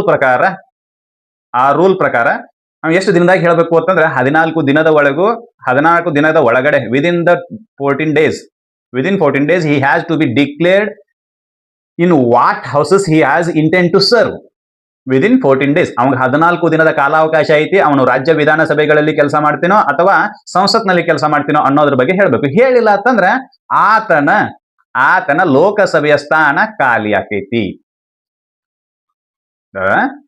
ಲೋಕಸಭೆ ಅಂತಂದ್ರೆ ಸಂಸತ್ನ ಸ್ಥಾನ ಖಾಲಿ ಆಕೈತಿ ಅಂತ. ಅಂದ್ರೆ ಒಬ್ಬ ವ್ಯಕ್ತಿ ಏಕಕಾಲಕ್ಕೆ ವಿಧಾನಸಭೆಯ ಸದಸ್ಯನಾಗಲು ಮತ್ತು ಸಂಸತ್ನ ಸದಸ್ಯನಾಗಲು ಬರುವುದಿಲ್ಲ. ಅಂದ್ರೆ ಒಬ್ಬ ವ್ಯಕ್ತಿ ಎಟ್ ಎ ಟೈಮು PM ಮತ್ತು CM ಆಗಕ್ ಬರೋದಿಲ್ಲ. PM ಯಾವಾಗಿದ್ರು ಸಂಸತ್ನ ಸದಸ್ಯ ಆಗಿರ್ತಾನೆ, CM ವಿಧಾನಸಭೆಯ ಸದಸ್ಯನಾಗಿರ್ತಾನೆ. ಹೌದಾ? ಹೀಗಿದ್ದಾಗ ಒಬ್ಬ ವ್ಯಕ್ತಿ ಎರಡೂ ಸದನಗಳಿಗೆ ಆಯ್ಕೆಯಾಗಲು ಬರುವುದಿಲ್ಲ ಅಂದಾಗ ಆ ವ್ಯಕ್ತಿ ಎರಡೂ ಪೋಸ್ಟ್ಗಳಿಗೆ ಒಂದೇ ಸಮಯಕ್ಕೆ ಅರ್ಹನಲ್ಲ ಅಂದಂಗೆ. ಹೌದಾ? ನರೇಂದ್ರ ಮೋದಿ ಅವರು PM ಆಗಿನೂ ಕೆಲಸ ಮಾಡ್ತೀನಿ, ನಾನು ಗುಜರಾತ್ CM ಆಗಿನೂ ಕೆಲಸ ಮಾಡ್ತೀನಿ ಅಂತೇಳಿ ಹೇಳಿದ್ರು ಅಂತಂದ್ರೆ ನಡ್ರಿ ಮನೆಗೆ ಅಂತಾರ ಅವರು. ಏನ್ ಮಾಡ್ಬೇಕು? ನೀವು ಗುಜರಾತ್ನ CM ಆಗಿಯಾದ್ರೂ ಕೆಲಸ ಮಾಡ್ರಿ, ಇಲ್ಲ ಭಾರತದ PM ಆಗಿಯಾದ್ರೂ ಕೆಲಸ ಮಾಡ್ರಿ, ಹೊರತಾಗಿ ಎರಡೂ ಕಡೆ ನೀವು ಕೆಲಸ ಮಾಡಕ್ ಬರೋದಿಲ್ಲ. ಇದು ಗೊತ್ತಾಗಬೇಕಾಗಿರ್ತಕ್ಕಂಥ ವಿಷಯ. ಹೌದಾ? ಏನು, ಒಬ್ಬ ವ್ಯಕ್ತಿ ಏಕಕಾಲಕ್ಕೆ CM ಮತ್ತು PM ಆಗಿ ಕೆಲಸ ಮಾಡಲು ಬರುವುದಿಲ್ಲ. ಅಂದ್ರೆ ಒಬ್ಬ ವ್ಯಕ್ತಿ ಏಕಕಾಲಕ್ಕೆ MLA ಮತ್ತು MP ಆಗಲು ಬರುವುದಿಲ್ಲ. ಇದು ನಮಗೆ ಗೊತ್ತಿರಬೇಕು. ಹಂಗಾದ್ರೆ ಕ್ವಶನ್ ಅನ್ನ ನೋಡೋಣ. ಕ್ವಶನ್ ಏನ್ ಹೇಳಕತೈತಿ? ಒಬ್ಬ ವ್ಯಕ್ತಿ ಏಕಕಾಲಕ್ಕೆ MLA ಮತ್ತು MP ಆಗಬಹುದು. ಅಣರ ಆರ್ಟಿಕಲ್ 101 ಉಪಬಂಧ 2 ಪ್ರಕಾರ you can not be a member of the parliament and member of the legislature assembly of the state simultaneously. ಅಂದ್ರೆ ಈ ಕ್ವಶನ್ ಕೂಡ, ಈ ಸ್ಟೇಟ್ಮೆಂಟ್ ಕೂಡ ತಪ್ಪು ಅಂತ. ಅಂದ್ರೆ ಒಬ್ಬ ವ್ಯಕ್ತಿ ಏಕಕಾಲಕ್ಕೆ MP ಮತ್ತು MLA ಆಗಲು ಬರುವುದಿಲ್ಲ, ಹಾಗಾಗಿ ಈ ಸ್ಟೇಟ್ಮೆಂಟ್ ಕೂಡ ತಪ್ಪು. ಹಾಗಾದ್ರೆ ಆನ್ಸರ್ ಏನು ಅಂತ ಕೇಳಿದ್ರೆ ಆನ್ಸರ್ 3. ಯಾಕಂದ್ರೆ A ಮತ್ತು B ಎರಡೂ ಸ್ಟೇಟ್ಮೆಂಟ್ಗಳು ತಪ್ಪದವು. ಸಾರಿ, ಆನ್ಸರ್ 4 ಯಾವುದೂ ಅಲ್ಲ. ಯಾಕಂದ್ರೆ ಯಾವ ಹೇಳಿಕೆನೂ ಕೂಡ ಸರಿಯಾಗಿಲ್ಲ. ಏನು ಸರಿಯಾಗಿಲ್ಲ, B ನೂ ಸರಿಯಾಗಿಲ್ಲ, AB ಅಂತೂ ಮೊದಲ ಸರಿ ಇಲ್ಲ. ಹೀಗಾಗಿ ಆನ್ಸರ್ ಯಾವುದೂ ಅಲ್ಲ. ಇದು ಗೊತ್ತಿರಬೇಕು. ಹೌದಾ? ಇನ್ನ ಕೆಲವೊಂದಿಷ್ಟು ಕಾನ್ಸ್ಟಿಟ್ಯೂಷನಲ್ ಪೇಜ್ಗಳು ಬರ್ತವೆ. ಅವು ಯಾವುವು ಅಂತೇಳಿ ನೋಡೋಣ. ಇದು UPSC KPSC ಗೆಲ್ಲ ಕೇಳೋ ಕ್ವಶನ್ಗಳು ಇವೆಲ್ಲ. ಹೌದಾ? ಇದು ಗೊತ್ತಿರ್ಬೇಕು ನಮಗೆ. ಈಗ ಪೇಜ್ಗಳ ಬಗ್ಗೆ ನೋಡೋಣ, ಏನು ಹೇಳ್ತಾವು ಅಂತೇಳಿ. ಈಗ ಒಬ್ಬ ವ್ಯಕ್ತಿ ರಾಜ್ಯಸಭೆಯ ಸದಸ್ಯದಾನೆ. ಆತ ಲೋಕಸಭೆಯ ಸದಸ್ಯನಾಗಲು ಎಲೆಕ್ಷನ್ಗೆ ನಿಂತ ಗೆದ್ದು ಬರ್ತಾನೆ. ಆವಾಗ ಆತನ ಸ್ಥಾನ ಯಾವ್ದು ಖಾಲಿ ಆಕೈತಿ? ಅವಾಗ ಅವ ಎರಡು ಸದನದ ಮೆಂಬರ್ ಆಗ್ತಾನೆ. ಅವಾಗ ಆತನ ಸ್ಥಾನ ಯಾವ್ದು ಖಾಲಿ ಆಕೈತಿ ಅಂತಂದ್ರೆ ರಾಜ್ಯಸಭೆಯ ಸ್ಥಾನ ಖಾಲಿ ಆಕೈತಿ. ಹೋಗ್ಲಿ, ಈಗ ಒಬ್ಬವ ಲೋಕಸಭೆಯ ಸದಸ್ಯ ಅದಾನೆ. ಆತ ರಾಜ್ಯಸಭೆಗೆ ಎಲೆಕ್ಷನ್ಗೆ ನಿಂತು ಗೆದ್ದು ಬರ್ತಾನೆ. ಆವಾಗ ಆತನ ಯಾವ ಸ್ಥಾನ ಖಾಲಿ ಆಕೈತಿ ಅಂತಂದ್ರೆ ಲೋಕಸಭೆಯ ಸ್ಥಾನ ಖಾಲಿ ಆಕೈತಿ. ಯಾಕಂತಂದ್ರ ಅವ ರಾಜ್ಯಸಭೆಗೆ ರಾಜ್ಯಸಭೆಗೆ ಆಯ್ಕೆಯಾಗಲು ಬಯಸಿ ಎಲೆಕ್ಷನ್ಗೆ ನಿಂತಾನೆ. ಅವನು ಈಗಾಗಲೇ ಲೋಕಸಭೆ ಸದಸ್ಯನಿದ್ರು ರಾಜ್ಯಸಭೆಯ ಸದಸ್ಯನಾಗಲು ಅವ ಇಂಟೆನ್ಷನ್ ತೋರ್ಸ್ಯಾನ ಅನ್ನೋದೊಂದು ಕಾರಣಕ್ಕೆ ಆತ ಏನಾಗ್ತಾನ ಅಂತಂದ್ರೆ ರಾಜ್ಯಸಭೆಯ ಸದಸ್ಯನಾಗ್ತಾನೆ. ಅವಾಗ ಲೋಕಸಭೆ ಸದಸ್ಯತ್ವಕ್ಕೆ ರಾಜೀನಾಮೆ ಕೊಡಬೇಕು. ಹೌದಾ? ಅದನ್ನು 10 ದಿನದ ಒಳಗಾಗಿನೇ ಹೇಳ್ಬೇಕು. ಇರ್ಲಿಲ್ಲ ಅಂತಂದ್ರೆ ಈಗೇನು ಹೊಸದಾಗಿ ಎಲೆಕ್ಷನ್ ನಿಂತ ಆಯ್ಕೆ ಆಗಿರ್ತಾನಲ್ಲ, ಆತನ ರಾಜ್ಯಸಭೆ ಸ್ಥಾನ ಖಾಲಿ ಆಗಿ ಹೋಗ್ತದೆ. ಇದು ಗೊತ್ತಿರಬೇಕು. ಹೊಸದಾಗಿ ರಾಜ್ಯಸಭೆಗೆ ಆಯ್ಕೆ ಆದ್ರೂ ಕೂಡ 10 ದಿನದ ಒಳಗಾಗಿ ರಾಜೀನಾಮೆ ಲೋಕಸಭೆ ಸದಸ್ಯತ್ವಕ್ಕೆ ರಾಜೀನಾಮೆ ಕೊಡ್ಲಿಲ್ಲ ಅಂತಂದ್ರೆ ಆತನ ಆತನ ರಾಜ್ಯಸಭೆ ಸ್ಥಾನ ಖಾಲಿ ಆಗ್ತೈತಿ. ಆಗಲೇ ನೋಡಿದ್ವಲ್ಲ ನಾವು ಏನು ಇಲ್ಲಿ ಹೇಳ್ತಾರೆ ಆರ್ಟಿಕಲ್ 101 ಉಪಬಂಧ 2 ರಾಷ್ಟ್ರಪತಿಗಳು ನಿಗದಿಪಡಿಸಿದ ಸಮಯದೊಳಗ ಅವ MLA ಆಗಿ ಕಾರ್ಯನಿರ್ವಹಿಸ್ತಾನೋ ಅಥವಾ MP ಆಗಿ ಕಾರ್ಯನಿರ್ವಹಿಸ್ತಾನೋ ಅಂತೇಳಿ ಹೇಳಲಿಲ್ಲ ಅಂತಂದ್ರೆ ಆತನ ಅಂದ್ರೆ ಸಂಸತ್ನ ಸ್ಥಾನ ಖಾಲಿ ಆಕೈತಿ. ಖಾಲಿ ಆಗಬಾರ್ದು ಅಂತಂದ್ರೆ ಅವ್ ಏನ್ ಮಾಡ್ಬೇಕು ಅಂತಂದ್ರೆ ನಿಗದಿಪಡಿಸಿದ 14 ದಿನದ ಒಳಗಾಗಿ ಈ ರಾಜ್ಯ ವಿಧಾನಸಭೆಗೆ ರಾಜೀನಾಮೆ ಕೊಡಬೇಕು. ರಾಜ್ಯ ವಿಧಾನಸಭೆಗೆ ರಾಜೀನಾಮೆ ಕೊಟ್ಟು ಅಲ್ಲಿ ಬರಬೇಕು. ರಾಜೀನಾಮೆ ಕೊಟ್ಟೇನ್ರಿ ನಾ ಇಲ್ಲೇ ಬರ್ತೀನಿ ಅಂತ ತಿಳಿಸ್ಬೇಕು. ಇರ್ಲಿಲ್ಲ ಅಂತಂದ್ರೆ ಆತನ ಲೋಕಸಭೆ ಸ್ಥಾನ ಖಾಲಿಯಾಗಿ ಹೋಗ್ತೈತೆ, ಅದು ಗೊತ್ತಿರಬೇಕು. ಹಾಗೆ ಯಾವುದೇ ಒಬ್ಬ ವ್ಯಕ್ತಿ ರಾಜ್ಯಸಭೆಯ ಸದಸ್ಯನಾಗಿದ್ದು ಲೋಕಸಭೆಗೆ ಎಲೆಕ್ಷನ್ ನಿಂತು ಗೆದ್ದ ಅಂತಂದ್ರೆ ಆತನ ರಾಜ್ಯಸಭೆಯ ಸ್ಥಾನ ಖಾಲಿ ಆಕೈತಿ. ಅವ ತಿಳಿಸ್ಲಿಲ್ಲ ಅಂತಂದ್ರೆ ಯಾರಿಗೆ ಎಲೆಕ್ಷನ್ ಕಮಿಷನ್ ಆಫ್ ಇಂಡಿಯಾದವರಿಗೆ ತಿಳಿಸ್ಲಿಲ್ಲ ಅಂತಂದ್ರೆ ನಾನು ಯಾವ ಸಭೆಗಳಲ್ಲಿ ಅಥವಾ ಯಾವ ಸದನಗಳಲ್ಲಿ ಕಾರ್ಯನಿರ್ವಹಿಸಲು ಉತ್ಸುಕನಾಗಿದ್ದೇನೆ ಅನ್ನೋದನ್ನ ತಿಳಿಸ್ಲಿಲ್ಲ ಅಂತಂದ್ರೆ. ಹಾಗೇನೆ ಇಲ್ಲಿನೂ ಕೂಡ ಒಂದು ಬರ್ತೈತಿ. ಒಬ್ಬ ವ್ಯಕ್ತಿ ಎಲೆಕ್ಷನ್ಗೆ ನಿಂತಾನೆ, ಲೋಕಸಭೆ ಸದಸ್ಯನಾಗಿರುವ ಒಬ್ಬ ವ್ಯಕ್ತಿ ಎಲೆಕ್ಷನ್ಗೆ ನಿಲ್ತಾನೆ. ಎಲ್ಲಿ? ಆತನ ರಾಜ್ಯ ವಿಧಾನಸಭೆಗಳಲ್ಲಿ. ಅಲ್ಲಿಯೂ ನಿಂತ ಆಯ್ಕೆಯಾಗಿ ಬರ್ತಾನೆ. ಆವಾಗ ಆತನ ಲೋಕಸಭೆ ಸ್ಥಾನ ಖಾಲಿಯಾಗಿ ಹೋಗ್ತೈತಿ. ಗೊತ್ತಿರ್ಬೇಕು. ಯಾಕಂದ್ರೆ ನಾವು ಲೋಕಸಭೆ ಸದಸ್ಯನಾಗಿದ್ದು ರಾಜ್ಯದಲ್ಲಿ MLA ಎಲೆಕ್ಷನ್ಗೆ ನಿಂತ ಅಂತಂದ್ರೆ ಆತ ಇಂಟೆನ್ಷನ್ ಏನು ತೋರ್ಸಾಕತ್ತಾನ ಅಂತಂದ್ರೆ ನಾನು ಲೋಕಸಭೆಗೆ ನನಗೆ ಒಲ್ರಿಪ್ಪ, ನಾ ವಿಧಾನಸಭೆದೊಳಗೆ ಇರ್ತೀನಿ, ಅದಕ್ಕೆ ನಾ ಅಲ್ಲಿ ಎಲೆಕ್ಷನ್ಗೆ ನಿಂತಾನೆ ಅನ್ನೋದರ ಆಸೆಯನ್ನ ತೋರಿಸ್ತಾನೆ. ಅವನ ಇಂಟೆನ್ಷನ್ ಅನ್ನ ತೋರಿಸ್ತಾನೆ. ಆವಾಗ ಅವ್ರು ಏನ್ ಮಾಡ್ತಾರ ಅಂತಂದ್ರೆ ಲೋಕಸಭೆ ಸ್ಥಾನವನ್ನ ರಿಕ್ತ ಮಾಡ್ತಾರೆ.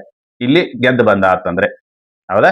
ಇದಿಷ್ಟು ಆರ್ಟಿಕಲ್ 101 ಉಪಬಂಧ 1 ಮತ್ತು 2. ಇನ್ನ ಆರ್ಟಿಕಲ್ 101 ಉಪಬಂಧ 3 ಅಂದ್ರೆ ಒಬ್ಬ ವ್ಯಕ್ತಿ 2 ಸದನಗಳಿಗೆ ಆಯ್ಕೆ ಆದ ಒಂದು ಸದನದ ಸದಸ್ಯತ್ವದಿಂದ ಆತನ ಸೀಟನ್ನು ಖಾಲಿ ಮಾಡಬೇಕು ಅಂತ ಹೇಳ್ತೈತಿ. ಇಲ್ಲಿ ರಾಜ್ಯ ವಿಧಾನಸಭೆಗೂ ಮತ್ತು ಸಂಸತ್ತಿಗೂ ಆಯ್ಕೆ ಆದಾಗ ಅಲ್ಲಿದರ ಇರಬೇಕು, ಇಲ್ಲ ಇಲ್ಲಿದರ ಇರಬೇಕು ಅಂತ ಹೇಳ್ತೈತಿ. ಅಂದ್ರೆ ಒಂದ್ ಕಡೆ ಒಟ್ಟು ಒಂದು ಸೀಟ್ ಖಾಲಿ ಮಾಡ್ಲೇಬೇಕು. ಎರಡು ಕಡೆ ಎಲೆಕ್ಷನ್ ನಿಂತು ಗೆದ್ರೂ ಒಂದು ಸೀಟ್ ಖಾಲಿ ಆಗ್ಲೇಬೇಕು. ಅದಕ್ಕೆ ಇದನ್ನು ವೆಕೇಶನ್ ಆಫ್ ಸೀಟ್ಸ್ ಅಂತ ಹೇಳಿದ್ರೆ ಟೈಟಲ್ ಐತಿ. ಇನ್ನು 3ನೇ ವಿಧ ಒಂದೈತಿ. ಅವಾಗ ಹೆಂಗ ಆತರ ಸೀಟ್ ವೆಕೆಂಟ್ ಆಕೈತಿ ಅಂತ ಹೇಳಿ ಇನ್ಕತನ ನಾವು ನೋಡಿದ್ವಿ. ರಾಷ್ಟ್ರಪತಿಯ ಪದವಿ ಯಾವಾಗ ಖಾಲಿ ಆಕೈತಿ, ಉಪರಾಷ್ಟ್ರಪತಿಯ ಪದವಿ ಯಾವಾಗ ಖಾಲಿ ಆಕೈತಿ, ಸ್ಪೀಕರ್ ಅವರ ಪದವಿ ಯಾವಾಗ ಖಾಲಿ ಆಕೈತಿ. ಹೌದಾ? ಅವಾಗ ನೋಡಿದ್ವಿ ರಾಜೀನಾಮೆ ಕೊಡೋದ್ರ ಮೂಲಕ ಆತನ ಸದಸ್ಯತ್ವ ರದ್ದಾದ್ರೆ ಈ ರೀತಿ ಎಲ್ಲ ಐತಿ. ಹೌದಾ? ಇಲ್ಲಿ ವಿಶೇಷತೆ ಏನಪ್ಪಾ ಅಂತಂದ್ರೆ ಇವರಿಗೆ ಅಧಿಕಾರ ಐತಿ ಏನು ಅಂತಂದ್ರೆ ಯಾವುದೇ ಒಬ್ಬ ವ್ಯಕ್ತಿಗೆ 2 ಕ್ಷೇತ್ರಗಳಿಗೆ ಸ್ಪರ್ಧಿಸುವ ಅಥವಾ 2 ಸದನಗಳಿಗೆ ಸ್ಪರ್ಧಿಸುವ ಅವಕಾಶ ಕೊಟ್ಟೈತಿ ಸಂಸತ್ತು, ಯಾವುದು ಸಂವಿಧಾನ. ಇದಕ್ಕಿಂತ ಮೊದಲು ಮಲ್ಟಿಪಲ್ ಪ್ಲೇಸ್ಗಳಿಗೆ ಅವ್ನು ಎಲೆಕ್ಷನ್ ನಿಲ್ಬಹುದಾಗಿತ್ತು. ಮಲ್ಟಿಪಲ್ ಕ್ಷೇತ್ರ ಅಂದ್ರೆ ಈ ಭಾರತದೊಳಗೆ 543 ಲೋಕಸಭೆ ಸ್ಥಾನಗಳದು. 543 ಅವನೊಬ್ಬನೇ ನಾಮಿನೇಷನ್ ಮಾಡಬಹುದಾಗಿತ್ತು. ಆ ರೀತಿ ಗದ್ದಲ ಆಗಬಾರ್ದು ಅಂತೇಳಿ ಏನ್ ಮಾಡ್ಯಾರ ಅಂತಂದ್ರ ಕೇವಲ ಅಮೆಂಡ್ಮೆಂಟ್ ಬರೋ ಮೂಲಕ ಕೇವಲ 2 ಲೋಕಸಭಾ ಸ್ಥಾನಗಳಿಗೆ ಎಲೆಕ್ಷನ್ ನಿಲ್ಬಹುದು. ಅಥವಾ ರಾಜ್ಯ ವಿಧಾನಸಭೆ ಮತ್ತು ಲೋಕಸಭೆ ಇದಕ್ಕ ಸ್ಥಾನಗಳಿಗೆ ಕಂಟೆಸ್ಟ್ ಮಾಡಬಹುದು. ಅಥವಾ ರಾಜ್ಯ ವಿಧಾನಸಭೆಯ 2 ಕ್ಷೇತ್ರಗಳಿಗೂ ಕಂಟೆಸ್ಟ್ ಮಾಡಬಹುದು. ಮೊನ್ನೆ ಯಾರು ಮಮತಾ ದೀದಿ 2 ವಿಧಾನಸಭೆ ಕ್ಷೇತ್ರಗಳಿಗೆ ಫೈಟ್ ಮಾಡಿದ್ರು. ಹೌದಾ? ಸುವೇಂದು ಅಧಿಕಾರಿ 2 ವಿಧಾನಸಭಾ ಕ್ಷೇತ್ರಗಳಿಂದ ಗೆದ್ದು ಬಂದ್ರು. That is an different thing. ಅದೇ ಈಗ ಅವ್ರು ಒಂದು ಸ್ಥಾನವನ್ನು ಖಾಲಿ ಮಾಡ್ಬೇಕು. ಅದು ಯಾವ್ದು ಮಾಡ್ತಾರೋ ಅದು ಅವ್ರಿಗೆ ಬಿಟ್ಬಿಟ್ಟದ್ದು. ಅದು ಬೇರೆ ಮ್ಯಾಟರ್. ಅದನ್ನೂ ಒಂದು ಹೇಳ್ಬಿಡ್ತೀನಿ ತಡಿ. ಈಗ ಏನಾಕತಿ ಅಂತೇಳಿ, ಈಗ ಒಬ್ಬ ವ್ಯಕ್ತಿ ಈ 2 ಲೋಕಸಭೆ ಸ್ಥಾನಗಳಿಗೆ ಆಯ್ಕೆ ಆಗ್ತಾನೆ. ಫಾರ್ ಎಕ್ಸಾಂಪಲ್ ನರೇಂದ್ರ ಮೋದಿ ಅವರು ತಮ್ಮ ಫಸ್ಟ್ ಎಲೆಕ್ಷನ್ ಅನ್ನ ಉತ್ತರ ಪ್ರದೇಶದಿಂದನೂ ನಿಂತು ಗೆದ್ದಿದ್ರು, ಆಮೇಲೆ ಗುಜರಾತ್ದಿಂದನೂ ನಿಂತು ಗೆದ್ದಿದ್ರು. ಹೌದಾ? ಅವರು 2 ಲೋಕಸಭೆಯ ಸ್ಥಾನಗಳಿಗೆ ಫೈಟ್ ಮಾಡಿದ್ರು. 2 ಲೋಕಸಭೆಯ ಸ್ಥಾನಗಳಿಂದ ಅವ್ರು ಗೆದ್ದಿದ್ರು. ಹೌದಾ? ಇದು ತೆಲುಗಿನ ಫಿಲ್ಮ್ ಸ್ಟಾರ್ ಚಿರಂಜೀವಿನೂ ಹಂಗೆ ಆಗಿತ್ತು. ಅವನು 2 ಲೋಕಸಭಾ ಸ್ಥಾನಗಳಿಗೆ ನಿಂತು ಗೆದ್ದು ಬಂದಿದ್ರು ಅವರು. ಹೋಗ್ಲಿ, ಇದು ಫ್ರೆಶ್ ಉದಾಹರಣೆ. ಏನಪ್ಪಾ ಅಂತಂದ್ರೆ ಪ್ರಧಾನಮಂತ್ರಿ ನರೇಂದ್ರ ಮೋದಿ ಅವರು ಏನ್ ಮಾಡ್ಯಾರು, 2 ಲೋಕಸಭಾ ಸ್ಥಾನಗಳಿಗೆ ನಿಂತು 2 ಲೋಕಸಭಾ ಸ್ಥಾನಗಳಿಂದ ಆಯ್ಕೆಯಾಗಿದ್ರು. ಆವಾಗ ಅವ್ರ ಮುಂದೆ ಆಯ್ಕೆ ಬರ್ತೈತಿ. ಏನು, ನೀ ಈ ಲೋಕಸಭಾ ಕ್ಷೇತ್ರದಿಂದ ಸರ್ವಿಸ್ ಮಾಡ್ತೀವಿ, ಸೇವೆ ಮಾಡ್ತೀವಿ, ಅಥವಾ ಈ ಲೋಕಸಭಾ ಕ್ಷೇತ್ರದಿಂದ ಸೇವೆ ಮಾಡ್ತೀವಿ.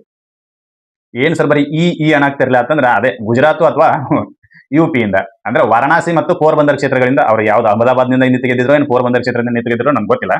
ಒಟ್ಟು ಗುಜರಾತ್ದಿಂದನೂ ಆಯ್ಕೆ ಆಗಿದ್ರು, ಉತ್ತರ ಪ್ರದೇಶದಿಂದನೂ ಆಯ್ಕೆ ಆಗಿದ್ರು. ಉತ್ತರ ಪ್ರದೇಶ ವಾರಣಾಸಿಯಿಂದ ಆಯ್ಕೆ ಆಗಿದ್ರು, ಅದನ್ನ ಉಳಿಸ್ಕೊಂಡ್ರು. ಅಲ್ಲಿ ಹಿಡಿದ ಈಗ ಪ್ರತಿ ಎಲೆಕ್ಷನ್ಗೂ ಅವ್ರು ವಾರಣಾಸಿಯಿಂದನೇ ನಿಲ್ತಾರೆ, ವಾರಣಾಸಿಯಿಂದನೇ ಗೆಲ್ತಾರೆ. ಆ ಮಾತಾರೆ. ಹೌದಾ? ಆವಾಗ ಹೇಳ್ಬೇಕು ನೀವು ಎಷ್ಟು ದಿನದ ಒಳಗಾಗಿ. ಅಲ್ಲಿನೂ ಅವಕಾಶ ಇದೆ, 14 ದಿನದ ಒಳಗಾಗಿನೇ ಹೇಳ್ಬೇಕು. ಏನಂತೇಳಿ, ನಾನು ಗುಜರಾತ್ನ ಲೋಕಸಭಾ ಕ್ಷೇತ್ರದಿಂದ ಜನರಿಂದ ಆಯ್ಕೆ ಆಗಿರೋದ್ರಿಂದ ನಾನು ಆ ಕ್ಷೇತ್ರದ ಜನರ ಸೇವೆಗಾಗಿ ನಾನು ಲೋಕಸಭೆಯಲ್ಲಿ ಪ್ರತಿನಿಧಿ ಮಾಡ್ತೀನಿ. ಅಥವಾ ಉತ್ತರ ಪ್ರದೇಶದಿಂದ ಆಯ್ಕೆ ಆಗೇನೆ, ಅದರ ಸಲುವಾಗಿ ಉತ್ತರ ಪ್ರದೇಶದ ಕ್ಷೇತ್ರದ ಜನರನ್ನ ಪ್ರತಿನಿಧಿಸ್ತೀನಿ ಲೋಕಸಭೆಯಲ್ಲಿ. ಹೀಗಾಗಿ ನನಗ ಗುಜರಾತ್ನ ಸೀಟನ್ನು ವೇಕೆಂಟ್ ಮಾಡ್ರಿ, ಇಲ್ಲ ಉತ್ತರ ಪ್ರದೇಶದ ಸೀಟನ್ನು ವೇಕೆಂಟ್ ಮಾಡ್ರಿ ಅಂತೇಳಿ ಹೇಳ್ಬೇಕು. ಇರ್ಲಿಲ್ಲ ಅಂತಂದ್ರೆ ಏನ್ ಮಾಡ್ತಾರ, 14 ದಿನದ ನಂತರ 2 ಸೀಟ್ಗಳು ಖಾಲಿಯಾಗಿ ಅಂತೇಳಿ ಘೋಷಣೆ ಮಾಡ್ತಾರೆ. RP ಆಕ್ಟ್ ನಲ್ಲಿ ಗೊತ್ತಿರ್ಬೇಕು. ನಾನು 2 ಕ್ಷೇತ್ರಗಳಲ್ಲಿ ಗೆದ್ದೇನೆ, ಹಿಂಗಾಗಿ ನನ್ನ ಕೇಳಾರ್ದ ನೀವ್ ಹೆಂಗ ನನ್ನ 2 ಕಡೆದ ಸ್ಥಾನವನ್ನ ಖಾಲಿ ಮಾಡ್ರಿ ಅಂತೇಳಿ ನೀವು ಕೇಳ್ರಿ ಅಂತಂದ್ರೆ ಅವ್ರು ಹೇಳ್ತಾರ, ಅಣ್ಣಾರ ನಿಮಗೆ ಟೈಮ್ ಕೊಟ್ಟಿವಿ ನಾವು, ಏನು 14 ದಿನ ಟೈಮ್ ಕೊಟ್ಟಿವಿ, ನೀವು ಅಷ್ಟ್ರೊಳಗೆ ಬಂದು ಹೇಳ್ಬೇಕಾಗಿತ್ರಿ. ಯಾರಿಗೆ? ಎಲೆಕ್ಷನ್ ಕಮಿಷನ್ ಆಫ್ ಇಂಡಿಯಾದವರಿಗೆ. ಯಾಕಂತಂದ್ರೆ ಇವ್ರಿಗೆ ಎಲೆಕ್ಷನ್ ನಡೆಸಿರೋದೇ ಅವ್ರ, ಇವರಿಗೆ ಪ್ರಮಾಣ ಪತ್ರವನ್ನು ಕೊಡವ್ರೆ ಅವ್ರ. ಹೌದಾ? ಅವ್ರಿಗೆ ಹೇಳ್ಬೇಕಾಗಿತ್ತು ನೀವು ಏನಂತ ಹೇಳಿ, ನಾನು ಇಂತಹ ಲೋಕಸಭಾ ಕ್ಷೇತ್ರದಲ್ಲಿ ಸೇವೆಯನ್ನ ಮಾಡಲು ಉತ್ಸುಕನಾಗಿದ್ದೀನಿ, ಹೀಗಾಗಿ ನಾನು ಗುಜರಾತದಲ್ಲಿರ್ತಕ್ಕಂಥ ಲೋಕಸಭಾ ಕ್ಷೇತ್ರದಿಂದ ಗೆದ್ದಿದ್ರು ಕೂಡ ಆ ಕ್ಷೇತ್ರದಿಂದ ನನ್ನ ಸ್ಥಾನವನ್ನ ಖಾಲಿ ಮಾಡ್ರಿ ಅಂತೇಳಿ ಕೇಳ್ಬೋದು. ಈಗ 543 ಸೀಟ್ಗಳು ಇರ್ತವೆ ಲೋಕಸಭೆಯಲ್ಲಿ. ಹೌದಾ? ಈ ಗುಜರಾತದಿಂದ ಬಂದದ್ದು ಒಬ್ಬನೇ ವ್ಯಕ್ತಿ, ಉತ್ತರ ಪ್ರದೇಶದಿಂದನೂ ಬಂದದ್ದು ಒಬ್ಬನೇ ವ್ಯಕ್ತಿ. ಅಂದ್ರೆ ಮಧ್ಯಾಹ್ನ ತನಕ ಗುಜರಾತದ ಲೋಕಸಭೆಯ ಸೀಟ್ನಲ್ಲಿ ಕೂಡೋದು, ಆಮೇಲೆ ಮಧ್ಯಾಹ್ನದ ನಂತರ ಉತ್ತರ ಪ್ರದೇಶದ ಸೀಟ್ನಲ್ಲಿ ಕೂಡಕ್ ನಿಮ್ಗೆ ಅವಕಾಶ ಇಲ್ಲ. ಎಲ್ಲರ ಒಂದು ಸೀಟ್ನಾಗ ನೀವು ಕೂಡ್ಬೇಕ್ರಿ. ಅದು ಗೊತ್ತಿರಬೇಕು. ಅದ್ರ ಸಲುವಾಗಿ ಏನ್ ಮಾಡ್ತಾರ ಅಂತಂದ್ರ, ಅಣ್ಣಾರ ನೀವು ಯಾವ್ದಾರ ಒಂದನ್ನ ಆಯ್ಕೆ ಮಾಡ್ಕೋರಿ, ಇರ್ಲಿಲ್ಲ ಅಂತಂದ್ರೆ ನಿಮ್ಮದು ಎರಡನ್ನೂ ಖಾಲಿ ಮಾಡ್ತೀರಿ ಅಂತಾರ ಅವ್ರು. ಹೌದಾ? ಇದು ಗೊತ್ತಿರಬೇಕು. ಏನು, ಯಾವಾಗ ಒಬ್ಬ ವ್ಯಕ್ತಿ 2 ಲೋಕಸಭೆ ಕ್ಷೇತ್ರಗಳಿಂದ ಆಯ್ಕೆಯಾಗಿರ್ತಾನೆ, 2 ಸದನಗಳಿಗೆಲ್ಲ, 2 ಲೋಕಸಭಾ ಕ್ಷೇತ್ರಗಳಿಂದ ಆಯ್ಕೆ ಆದಾಗನೂ ಕೂಡ ಅವನ ಮುಂದೆ ಆಪ್ಷನ್ ಐತಿ, ಯಾವ್ದಾದ್ರು ಒಂದನ್ನ ಆಯ್ಕೆ ಮಾಡ್ಕೋಬೇಕು. ಇರ್ಲಿಲ್ಲ ಅಂತಂದ್ರೆ 2 ಕೂಡ ಹೋಗ್ಬಿಡ್ತಾವ, ಗೋವಿಂದ ಗೋವಿಂದ ಗೋವಿಂದ ಅಂತೇಳಿ ನೆನಪಿರ್ಬೇಕ. ಇವೇ ಕ್ವಶನ್ಗಳು ಬರವು ಎಲ್ಲಿ ಎಕ್ಸಾಮ್ಗಳಿಗೆ. ಇದಿಷ್ಟು ಆರ್ಟಿಕಲ್ 101 ಉಪಬಂಧ 1, ಆರ್ಟಿಕಲ್ 101 ಉಪಬಂಧ 2. ಇನ್ನು ಆರ್ಟಿಕಲ್ 101 ಉಪಬಂಧ 3 ಒಂದು ಐತಿ. ಅದೇನ್ ಹೇಳ್ತೈತಿ ನೋಡೋಣ. ಅದ್ರಾಗ ಡಿಸ್ಕ್ವಾಲಿಫಿಕೇಶನ್ಗಳ ಬಗ್ಗೆ ಹೇಳ್ತೈತಿ, ಅನರ್ಹತೆಗಳ ಬಗ್ಗೆ ಬರುತ್ತೆ. ಅನರ್ಹತೆಯ ಮೂಲಕನೂ ಕೂಡ ಆ ವ್ಯಕ್ತಿಯ ಸ್ಥಾನ ಖಾಲಿ ಆಕೈತಿ ಅಂತ ಹೇಳ್ತಾರ ಅವರು. ಅದನ್ನ ಏನೈತಿ ಅಂತೇಳಿ ನೋಡೋಣ. It a member of either house of the parliament become a subject to any of the disqualification mentioned in clause 1 or clause 2 of the article 102. ಏನ್ ಹೇಳ್ತೈತಿ ಅಂತಂದ್ರೆ 102 ವಿಧಿ 102 ಸಬ್ ಕ್ಲಾಸ್ 1 ಮತ್ತು 2ರಲ್ಲಿ ಡಿಸ್ಕ್ವಾಲಿಫಿಕೇಶನ್ಗಳ ಬಗ್ಗೆ ಬರ್ದಾರೆ, ಅನರ್ಹತೆ ಬಗ್ಗೆ ಬರ್ದಾರೆ. ಅಂತಹ ಅನರ್ಹತೆಗೆ ಆ ವ್ಯಕ್ತಿ ಏನಾದ್ರೂ ಒಳಗಾಗಿದ್ದ ಅಂತಂದ್ರೆ ಆವಾಗಲೂ ಕೂಡ ಆತನ ಸ್ಥಾನ ಖಾಲಿ ಆಗ್ತೈತಿ, whether it may be in Rajya Sabha or in Lok Sabha. ಏನು, ಸಂವಿಧಾನದ ಕಲಂ 102 ಉಪಬಂಧ 1 ಮತ್ತು 2ರಲ್ಲಿ ಹೇಳಿರುವಂತೆ ಒಬ್ಬ ವ್ಯಕ್ತಿಗೆ ಅನರ್ಹತೆ ಉಂಟಾಗ್ತಿತ್ತು ಅಂತಂದ್ರೆ ಆವಾಗಲೂ ಕೂಡ ಆತನ ಸ್ಥಾನ ಖಾಲಿ ಆಗ್ತೈತಿ ಅಂತ ಗೊತ್ತಿರಬೇಕು. ಇಲ್ರಿ ಸರ್ ನಾ ಬಿಟ್ಟು ಹೋಗಂಗಿಲ್ಲ ಅಂತಾರೆ, ಕುಟಿ ಹಿಡಿದು ಹೊರಗಾಗ್ತಾರ ಅವರು. ಗೊತ್ತಿರಬೇಕು. ಇದು ಆರ್ಟಿಕಲ್ 101 ಉಪಬಂಧ 3 ಎ ಇದೆ. ಆರ್ಟಿಕಲ್ 101 ಉಪಬಂಧ 3 ಬಿ ಒಂದು ಐತಿ. ಅದೇನ್ ಹೇಳ್ತೈತಿ ಅಂತ ನೋಡೋಣ. ರಿಸೈನ್ಸ್ his seat by writing under his hand addressed to the chairman or the speaker as the case may be, and his resignation is accepted by the chairman or the speaker as the case may be. ಈಗ ಬರೀ ನೀವ ಖಾಲಿ ಮಾಡಿಸೋದಾತ. ಏನು, 2 ಸ್ಥಾನಗಳಿಗೆ 2 ಸದನಗಳಿಗೆ ಆಯ್ಕೆ ಆಗಿದ್ರೆ ಒಂದು ಬಿಡ್ರಿ ಅಂತ ಹೇಳ್ಬೇಕ. ಆಮೇಲೆ ವಿಧಾನಸಭೆ ಮತ್ತು ಸಂಸತ್ತಿಗೆ ಆಯ್ಕೆ ಆಗಿದ್ರೂ ಒಂದು ಬಿಡ ಅಂತ ಹೇಳ್ಬೇಕಾಗಿತ್ತು. ಇಲ್ಲಿ 102 ಸಂವಿಧಾನದ 102 ಉಪಬಂಧ 1 ಮತ್ತು 2 ಪ್ರಕಾರ ಡಿಸ್ಕ್ವಾಲಿಫಿಕೇಶನ್ ಆಗಿತ್ತು ಅಂದ್ರೆ ಸ್ಥಾನ ಬಿಡ್ರಿ ಅಂತ ಹೇಳ್ಬೇಕಾಗಿತ್ತು. ಅಂದ್ರೆ ನೀವು ಫೋರ್ಸ್ ಮಾಡಕತ್ರಿ, ನೀವು ಸರಿಪಾ ಇಲ್ಲದ, ನೀವು ಸರಿಪಾ ಇಲ್ಲದ, ನೀವು ಹೊರಗೆ ಹೋಗ್ಪಾ ಇಲ್ಲದ, ನೀವು ಹೊರಗೆ ಹೋಗ್ಪಾ ಇಲ್ಲದ ಅಂತ ನೀವು ಹೇಳಕತ್ರಿ. ಇನ್ನು ಆ ವ್ಯಕ್ತಿಗೆ ತನಗನ ವೈರಾಗ್ಯ ಬಂದು ಆ ವ್ಯಕ್ತಿ ರಿಸೈನ್ ಮಾಡುವ ಮೂಲಕ ತನ್ನ ಸ್ಥಾನವನ್ನ ಬಿಡಬಹುದು, ತನ್ನ ಸದಸ್ಯತ್ವವನ್ನ ಕಳೆದುಕೊಳ್ಳಬಹುದು. ಸ್ಥಾನವನ್ನ ಬಿಡಬಹುದು ಅಂದ್ರೆ ಸ್ಥಾನವನ್ನ ಕಳೆದುಕೊಳ್ಳಬಹುದು by way of the resignation. By way of the resignation, ಸದಸ್ಯತ್ವವನ್ನ ಕಳೆದುಕೊಳ್ಳುವ ಮೂಲಕ. ಏನು, ಯಾರಿಗೆ ಅಡ್ರೆಸ್ ಮಾಡ್ಬೇಕವ? ಈಗ ನಾನು ಸಂಸತ್ನ ಸದಸ್ಯ, ಫಾರ್ ಎಕ್ಸಾಂಪಲ್ ನಾನು ರಾಜ್ಯಸಭೆಯ ಸದಸ್ಯ. ನಾನು ರಾಜ್ಯಸಭೆಗೆ ನನಗೆ ಕೆಲಸ ಮಾಡಕ್ಕೆ ಇಂಟ್ರೆಸ್ಟ್ ಇಲ್ಲ, ನಾ ಏನ್ ಮಾಡ್ತೀನಿ ಅಂತಂದ್ರೆ ನನಗೆ ರೆಸಿಗ್ನೇಷನ್ ಕೊಡೋದಿನಿ, ನಾನು ರೆಸಿಗ್ನೇಷನ್ ಕೊಡ್ತೀನಿ ಅಂತ ಕೂಡ್ತೀನಿ. ಆದ್ರೆ ನಾ ಯಾರಿಗೆ ರೆಸಿಗ್ನೇಷನ್ ಲೆಟರ್ ಕೊಡಬೇಕು? ನಾನು ಯಾರಿಗೆ ರೆಸಿಗ್ನೇಷನ್ ಲೆಟರ್ ಕೊಡಬೇಕು ಅಂತಂದ್ರೆ ರಾಜ್ಯಸಭೆಯ ಸದಸ್ಯನಾಗಿದ್ನಿ ಅಂತಂದ್ರೆ ಪ್ರೆಸಿಡೆಂಟ್ಗೆ, ಅಧ್ಯಕ್ಷರಿಗೆ. ಯಾವ ಅಧ್ಯಕ್ಷರಿಗೆ? ರಾಜ್ಯಸಭೆಯ ಅಧ್ಯಕ್ಷರಿಗೆ, ರಾಷ್ಟ್ರಾಧ್ಯಕ್ಷರಿಗೆ ಅಲ್ಲ, ರಾಷ್ಟ್ರಪತಿಗಳಿಗಲ್ಲ ನಾನು ರಾಜೀನಾಮೆ ಕೊಡೋದು. ಆ ಸದನದ ಅಧ್ಯಕ್ಷರಿಗೆ ರಾಜೀನಾಮೆಯನ್ನು ಕೊಡಬೇಕು. ಇನ್ನ ನಾನು ಲೋಕಸಭೆಯ ಸದಸ್ಯನಾಗಿದ್ನಿ ಅಂತಂದ್ರೆ ಸ್ಪೀಕರ್ ಅವ್ರಿಗೆ ಕೊಡಬೇಕು, ಸಭಾಪತಿ ಕೊಡಬೇಕು. ವಿಶೇಷ ಏನಂತಂದ್ರ ಓತ್ ಅಡ್ಮಿನಿಸ್ಟ್ರೇಷನ್ ಮಾಡೋರು ಯಾರು ಅಂದ್ರೆ ಪ್ರಮಾಣ ವಚನವನ್ನ ಬೋಧಿಸುವವರು ರಾಷ್ಟ್ರಪತಿಗಳಾದ್ರೂ ಬೋಧಿಸ್ತಾರೆ, ಅಥವಾ ರಾಷ್ಟ್ರಪತಿಯಿಂದ ಆ ಕೆಲಸಕ್ಕಾಗಿ ನೇಮಕ ಆದ ವ್ಯಕ್ತಿ ಆದ್ರೂ ಬೋಧಿಸ್ತಾರೆ. ಹೌದಾ? ಪ್ರಮಾಣ ವಚನವನ್ನ ಬೋಧಿಸುವವರು ರಾಷ್ಟ್ರಪತಿಗಳಾದ್ರೂ ಕೂಡ ರೆಸಿಗ್ನೇಷನ್ ಅನ್ನ ಯಾರಿಗೆ ಅಡ್ರೆಸ್ ಮಾಡಬೇಕು ಅಂತಂದ್ರೆ ಆಯಾ ಸದನದ ಅಧ್ಯಕ್ಷರಿಗೆ ಅಡ್ರೆಸ್ ಮಾಡ್ಬೇಕಾಗೈತಿ, ಹೊರತಾಗಿ ರಾಷ್ಟ್ರಾಧ್ಯಕ್ಷರಿಗೆಲ್ಲ. ಆಯಾ ಸದನದ ಅಧ್ಯಕ್ಷರು ಅಂತಂದ್ರೆ ರಾಜ್ಯಸಭೆಗೆ ಸಂಬಂಧಿಸಿದಂತೆ ಅಧ್ಯಕ್ಷರು, ಲೋಕಸಭೆಗೆ ಸಂಬಂಧಿಸಿದಂತೆ ಸ್ಪೀಕರ್ ಅವರಿಗೆ. ಇದು ಆರ್ಟಿಕಲ್ 101 ಉಪಬಂಧ 3 ಬಿ ಹೇಳ್ತೈತಿ. ಈ ಕ್ರಮಗಳಿಂದನೂ ಕೂಡ ಆ ವ್ಯಕ್ತಿಯ ಸ್ಥಾನ ಖಾಲಿ ಆಗ್ತೈತಿ ಅಂತ. ಇಲ್ಲೊಂದು ಪ್ರೊವೈಡೆಡ್ ಬರ್ತೈತಿ, ಆರ್ಟಿಕಲ್ 101 ಉಪಬಂಧ 3 ಬಿ ಒಂದು ಪ್ರೊವೈಡೆಡ್ ಬರ್ತೈತಿ. ಅದೇನ್ ಹೇಳ್ತೈತಿ ಅಂತ ಹೇಳಿ ನೋಡೋಣ. ಆರ್ಟಿಕಲ್ 101 ಉಪಬಂಧ 3 ಬಿ ಒಂದು ಪ್ರೊವೈಡೆಡ್ ಬರ್ತಾರೆ, ಏನಂತ ನೋಡೋಣ. that in case of any resignation referred to in subclause B, ಉಪಬಂಧ 101 ಉಪಬಂಧ 3 B ನಲ್ಲಿ ಏನ್ ಬರ್ದಾರು ಅಂತಂದ್ರೆ ಒಬ್ಬ ವ್ಯಕ್ತಿ ರಾಜೀನಾಮೆ ಕೊಡುವುದರ ಮೂಲಕ ತನ್ನ ಸ್ಥಾನವನ್ನ ಖಾಲಿ ಮಾಡಬಹುದು ಅಂತೇಳಿ. ಹೌದಾ? ಅದಕ್ಕೆ ಸಂಬಂಧಿಸಿದಂತೆ ಇಲ್ಲಿ ಒಂದು ಪ್ರೊವೈಡೆಡ್ ಬರ್ತಾರೆ. ಎಲ್ಲಿ ನೋಡೋಣ ಏನಂತೇಳಿ. If from information received or otherwise and after making such a inquiry as he thinks fit, the chairman or the speaker, as the case may be, is satisfied that resignation is not voluntary or genuine, he shall not accept such a resignation. ಇಲ್ಲೊಂದು ಅಧಿಕಾರವನ್ನ ಕೊಟ್ಟರು. ಯಾರಿಗೆ? ಸಭಾಪತಿ, ಕಿತಾಪತಿ ಅಲ್ಲ, ಸಭಾಪತಿ ಮತ್ತು ಅಧ್ಯಕ್ಷ ಅಥವಾ ಅಧ್ಯಕ್ಷ, ಇವರಿಗೆ ಒಂದು ಅಧಿಕಾರವನ್ನ ಕೊಟ್ಟರು. ಈಗ ನಿಮಗೆ ಯಾರೋ ಒಬ್ಬ ವ್ಯಕ್ತಿ ಬಂದು ರಾಜೀನಾಮೆ ಪತ್ರವನ್ನ ಕೊಟ್ಟ ತಕ್ಷಣ ಅದನ್ನ ನೀನು ಪಟ್ನೆ ಅಕ್ಸೆಪ್ಟ್ ಮಾಡೋದಲ್ಲ, ಒಪ್ಪಿಗೆ ಕೊಡೋದಲ್ಲ. ಅವ ರಾಜೀನಾಮೆ ಯಾಕೆ ಕೊಡಕತ್ತಾನೋ ಅನ್ನೋದ್ರ ಬಗ್ಗೆ ನೀನು ವಿಚಾರ ಮಾಡಬೇಕು, ಎನ್ಕ್ವೈರಿ ಮಾಡಬೇಕು ಅಂತ. ಒಂದು ವೇಳೆ ಈ ಸ್ಪೀಕರ್ ಅವರಿಗೆ ಒಂದು ಮಾಹಿತಿ ಬಂದಿರ್ತೈತಿ, ನೋಡ್ರಿ ಇಂಥ 10 ಮಂದಿ ಜೋಡಿಯಾಗಿ ಬಂದು ನಿಮಗೆ ರಾಜೀನಾಮೆ ಕೊಡಕತ್ತಾರ, ಅವ್ರು ಎದ್ರ ಸಂಬಂಧ ಕೊಡಕತ್ತಾರ ಅಂತಂದ್ರೆ ಗೌರ್ಮೆಂಟ್ ಅನ್ನ ಕೆಡುವ ಒಂದು ಉದ್ದೇಶ ಐತಿ, ಅದ್ರ ಸಲುವಾಗಿ ಅವ್ರು ರಾಜೀನಾಮೆ ಕೊಡಕತ್ತಾರ ಅಂತೇಳಿ ಯಾರಿಗೆ? ಸ್ಪೀಕರ್ ಅವರಿಗೆ ಒಂದು ಮಾಹಿತಿ ಬಂದಿರ್ತೈತಿ. ಆಟೋಮೆಟಿಕ್ ಅವ್ರೊಂದು 10 ಮಂದಿ ಬಂದು ಸ್ಪೀಕರ್ ಅವರಿಗೆ ರಾಜೀನಾಮೆಯನ್ನು ಕೊಡ್ತಾರೆ. ರಾಜೀನಾಮೆ ಕೊಟ್ಟು ಕೂಡಲೇ ಎಕ್ಸೆಪ್ಟ್ ಮಾಡ್ಬೇಕೇನೋ ಸ್ಪೀಕರ್ ಅವರು? ಇಲ್ಲ, ಎನ್ಕ್ವೈರಿ ಮಾಡ್ತಾರೆ. ಅಣ್ಣಾರ ನೀವು ರಾಜೀನಾಮೆ ಯಾಕೆ ಕೊಡಕತ್ತೀರಿ? ಆಯ್ಕೆ ಯಾಕಾದ್ರಿ? ರಾಜೀನಾಮೆ ಯಾಕೆ ಕೊಡಕತ್ತೀರಿ? If the reason is genuine then okay, he is accepted. ಆ ಕಾರಣಗಳು ಸ್ಯಾಟಿಸ್ಫೈಡ್ ಆಗ್ತಿದ್ವು ಅಂತಂದ್ರೆ ಓಕೆ. ಆ ಕಾರಣಗಳು ಸ್ಯಾಟಿಸ್ಫೈಡ್ ಆಗ್ತಿರ್ಲಿಲ್ಲ ಅಂತಂದ್ರೆ ಹಿ can not accept that resignation of that person. ಆತ ಯಾರು ಸಭಾಪತಿಯವರು ರೆಸಿಗ್ನೇಷನ್ ಅನ್ನು ಯಾರು ಕೊಟ್ಟಿರ್ತಾರಲ್ಲ ಆ ವ್ಯಕ್ತಿಯ ರೆಸಿಗ್ನೇಷನ್ ಲೆಟರ್ ಅನ್ನ ಅಕ್ಸೆಪ್ಟ್ ಮಾಡುವಂತಿಲ್ಲ. ಯಾಕಾಯ್ತು ಹಿಂಗ? ಯಾಕಾಯ್ತು ಅಂತಂದ್ರೆ ಒಂದಾನೊಂದು ಕಾಲದಲ್ಲಿ ಕುದುರೆ ವ್ಯಾಪಾರಗಳು ಫುಲ್ ಜೋರಾಗಿ ನಡೀತಿದ್ವು. ಅಂತಂದ್ರೆ ಪಕ್ಷಾಂತರ ನಿಷೇಧ ಕಾಯ್ದೆ ಜಾರಿಗೆ ತಗೊಂಡ್ಬಂದ್ರು. ಪಕ್ಷಾಂತರ ನಿಷೇಧ ಕಾಯ್ದೆಯಿಂದ ಸ್ವಲ್ಪ ಅದು ತಗ್ಗಿತ್ತು. ಹೌದಾ? ತಗ್ಗಿದ ನಂತರ ಇನ್ನು ಕೆಲವೊಂದಿಷ್ಟು ಮಂದಿ ವಿಚಾರ ಮಾಡಕತ್ರು, ಗೌರ್ಮೆಂಟ್ ಅನ್ನ ಕೆಡಬೇಕಲ್ಲ. ಹೆಂಗೆ ಕೆಡುವುದು? ಗೌರ್ಮೆಂಟ್ಗೆ ಸಪೋರ್ಟ್ ಆಗಿರ್ತಕ್ಕಂಥ ಅದೇ ಪಕ್ಷದ ಒಂದು 20-30 ಜನನ ರಾಜೀನಾಮೆ ಕೊಡ್ಸೋದು. ಅವ್ರಿಗೆ ಏನ್ ಹೇಳೋದು ಅಂತಂದ್ರ, ನೋಡ ಸಾವ್ಕಾರ, ನಿನಗೆ ಏನ್ ಮಾಡ್ತೀನಿ ಅಂತ, ನೀ ಎಲೆಕ್ಷನ್ಗೆ ಎಷ್ಟು ಖರ್ಚು ಮಾಡಿಲ್ಲ ಅಷ್ಟು ರೊಕ್ಕನೂ ಕೊಡ್ತೀನಿ, ಅದ್ರ ಮೇಲೆ ನಿನಗೆ 10 ಕೋಟಿ ರೂಪಾಯಿ ಕೊಡ್ತೀನಿ, ಮತ್ತ ನಿನಗೆ ನಮ್ಮ ಪಕ್ಷದಿಂದ ನಿತ್ತ ಎಲೆಕ್ಷನ್ ಗೆಲ್ಲಾಕ ಅವಕಾಶನೂ ಮಾಡಿಕೊಡ್ತೀವಿ, ಟಿಕೆಟ್ ಕೊಡ್ತೀವಿ. ಅದಕ್ಕೆ ನೀ ಏನ್ ಮಾಡುವ ಅಂತಂದ್ರ, ನೀ ಗೆದ್ದು ಬಂದಿ ಅಂತಂದ್ರ ಅವಾಗ ಮತ್ತೆ ನಿನಗೆ ಮಿನಿಸ್ಟರ್ ಪೋಸ್ಟ್ ಕೊಡ್ತೀವಿ. ಈಗ ಸದ್ಯಕ್ಕೆ ನೀ ಏನ್ ಮಾಡುವ ಅಂತಂದ್ರೆ ರಾಜೀನಾಮೆ ಕೊಡು, ಗೌರ್ಮೆಂಟ್ ಬೀಳ್ತೈತಿ. ಯಾಕಂದ್ರೆ ಲ್ಯಾಕ್ ಆಫ್ ಮೆಜಾರಿಟಿ ಅಥವಾ lack of confidence, the government will be collapsed. ಅವಾಗ ಗೌರ್ಮೆಂಟ್ ಬೀಳ್ತೈತಿ. ಏನು? ಆತ್ಮವಿಶ್ವಾಸ ಇಲ್ಲ, ಅದನ್ನ ಪ್ರೂವ್ ಮಾಡಲಿಲ್ಲ, ಕಾನ್ಫಿಡೆನ್ಸ್ ಮೋಷನ್ ಅನ್ನ ಪ್ರೂವ್ ಮಾಡಲಿಲ್ಲ ಅಂತಂದ್ರೆ ಗೌರ್ಮೆಂಟ್ ಬೀಳ್ತೈತಿ. ಹೌದಾ? ಮಾನ್ಯ ತಲಪತಿ ವಿಜಯ್ ಅವರದ್ದು ನೋಡಿದ್ವಿ ತಮಿಳುನಾಡಿನಲ್ಲಿ. ಅವರಿಗೆ ಮೆಜಾರಿಟಿಗೆ ಬೇಕಾಗಿರ್ತಕ್ಕಂಥ ಇನ್ನೂ ಕೆಲವೊಂದಿಷ್ಟು ಸೀಟ್ಗಳು ಅವಶ್ಯಕತೆ ಇದ್ವು. ಆವಾಗ ಫ್ಲೋರ್ ಆಫ್ ದಿ ಹೌಸ್ ನಲ್ಲಿ ಏನ್ ಮಾಡಿದ್ರು ಅಂತಂದ್ರೆ ಮೆಜಾರಿಟಿನ ಪ್ರೂವ್ ಮಾಡ್ರಿ ಅಂತ ಕೇಳಿದಾಗ ಯಾರು AIDMK ಮತ್ತು ಕಾಂಗ್ರೆಸ್ನವರು ಅವರಿಗೆ ಓಟ್ ಹಾಕಿದ್ರು. ಅದು ಸೆಕೆಂಡ್ರಿ. ಅವ್ರು ಅವಾಗ ತಮ್ಮ ಹತ್ರ ವಿಶ್ವಾಸ ಮತ ಐತಿ, ಹೀಗಾಗಿ ನಾವು ಅಧಿಕಾರ ಮಾಡಕ್ಕೆ ಯೋಗ್ಯರಿದೀವಿ ಅಂತ ಹೇಳಿ ಪ್ರೂವ್ ಮಾಡಿದ್ರು. ಹೌದಾ? ಹಾಗೇನೆ ಈಗ ಅವ್ರು ಏನ್ ಮಾಡ್ತಾರೋ ಅಂದ್ರೆ ಎಲ್ಲರೂ ಕೂಡಿ ಒಂದು 20 ಮಂದಿ ಕೂಡಿ ಅಲ್ಲಿದ್ದ ವಿಶ್ವಾಸ ಇದನ್ನ ತಗೊಂಡ್ತಾರೆ. ಏನು? ರಾಜೀನಾಮೆ ಕೊಟ್ಬಿಡ್ತಾರೆ. ನಾವು ಸಪೋರ್ಟ್ ಇಲ್ಲ ಅಂತ ಹೇಳೋದಕ್ಕಿಂತ ಜಾಸ್ತಿ ನಾವು ರಾಜೀನಾಮೆ ಕೊಟ್ಬಿಡ್ತೀವಿ 20 ಮಂದಿ ಕೂಡಿ. ಅವಾಗ ಗೌರ್ಮೆಂಟ್ ವಿಲ್ ಬಿ ಕೊಲ್ಯಾಪ್ಸ್ಡ್. ಅವಾಗ ಏನ್ ಮಾಡ್ತಾರೆ? ನೀನು ಪ್ರೂವ್ ಮಾಡ್ತಾರ, ವಿಶ್ವಾಸ ಮತವನ್ನ ಪ್ರೂವ್ ಮಾಡ್ತಾ ಇರ್ತಾರೆ. ಅವ್ನು 20 ಸೀಟನ್ನ ಹೋಗಿರ್ತಾವ, ಅವೇನ್ ಪ್ರೂವ್ ಮಾಡ್ತಾನೆ. ಹೌದಾ?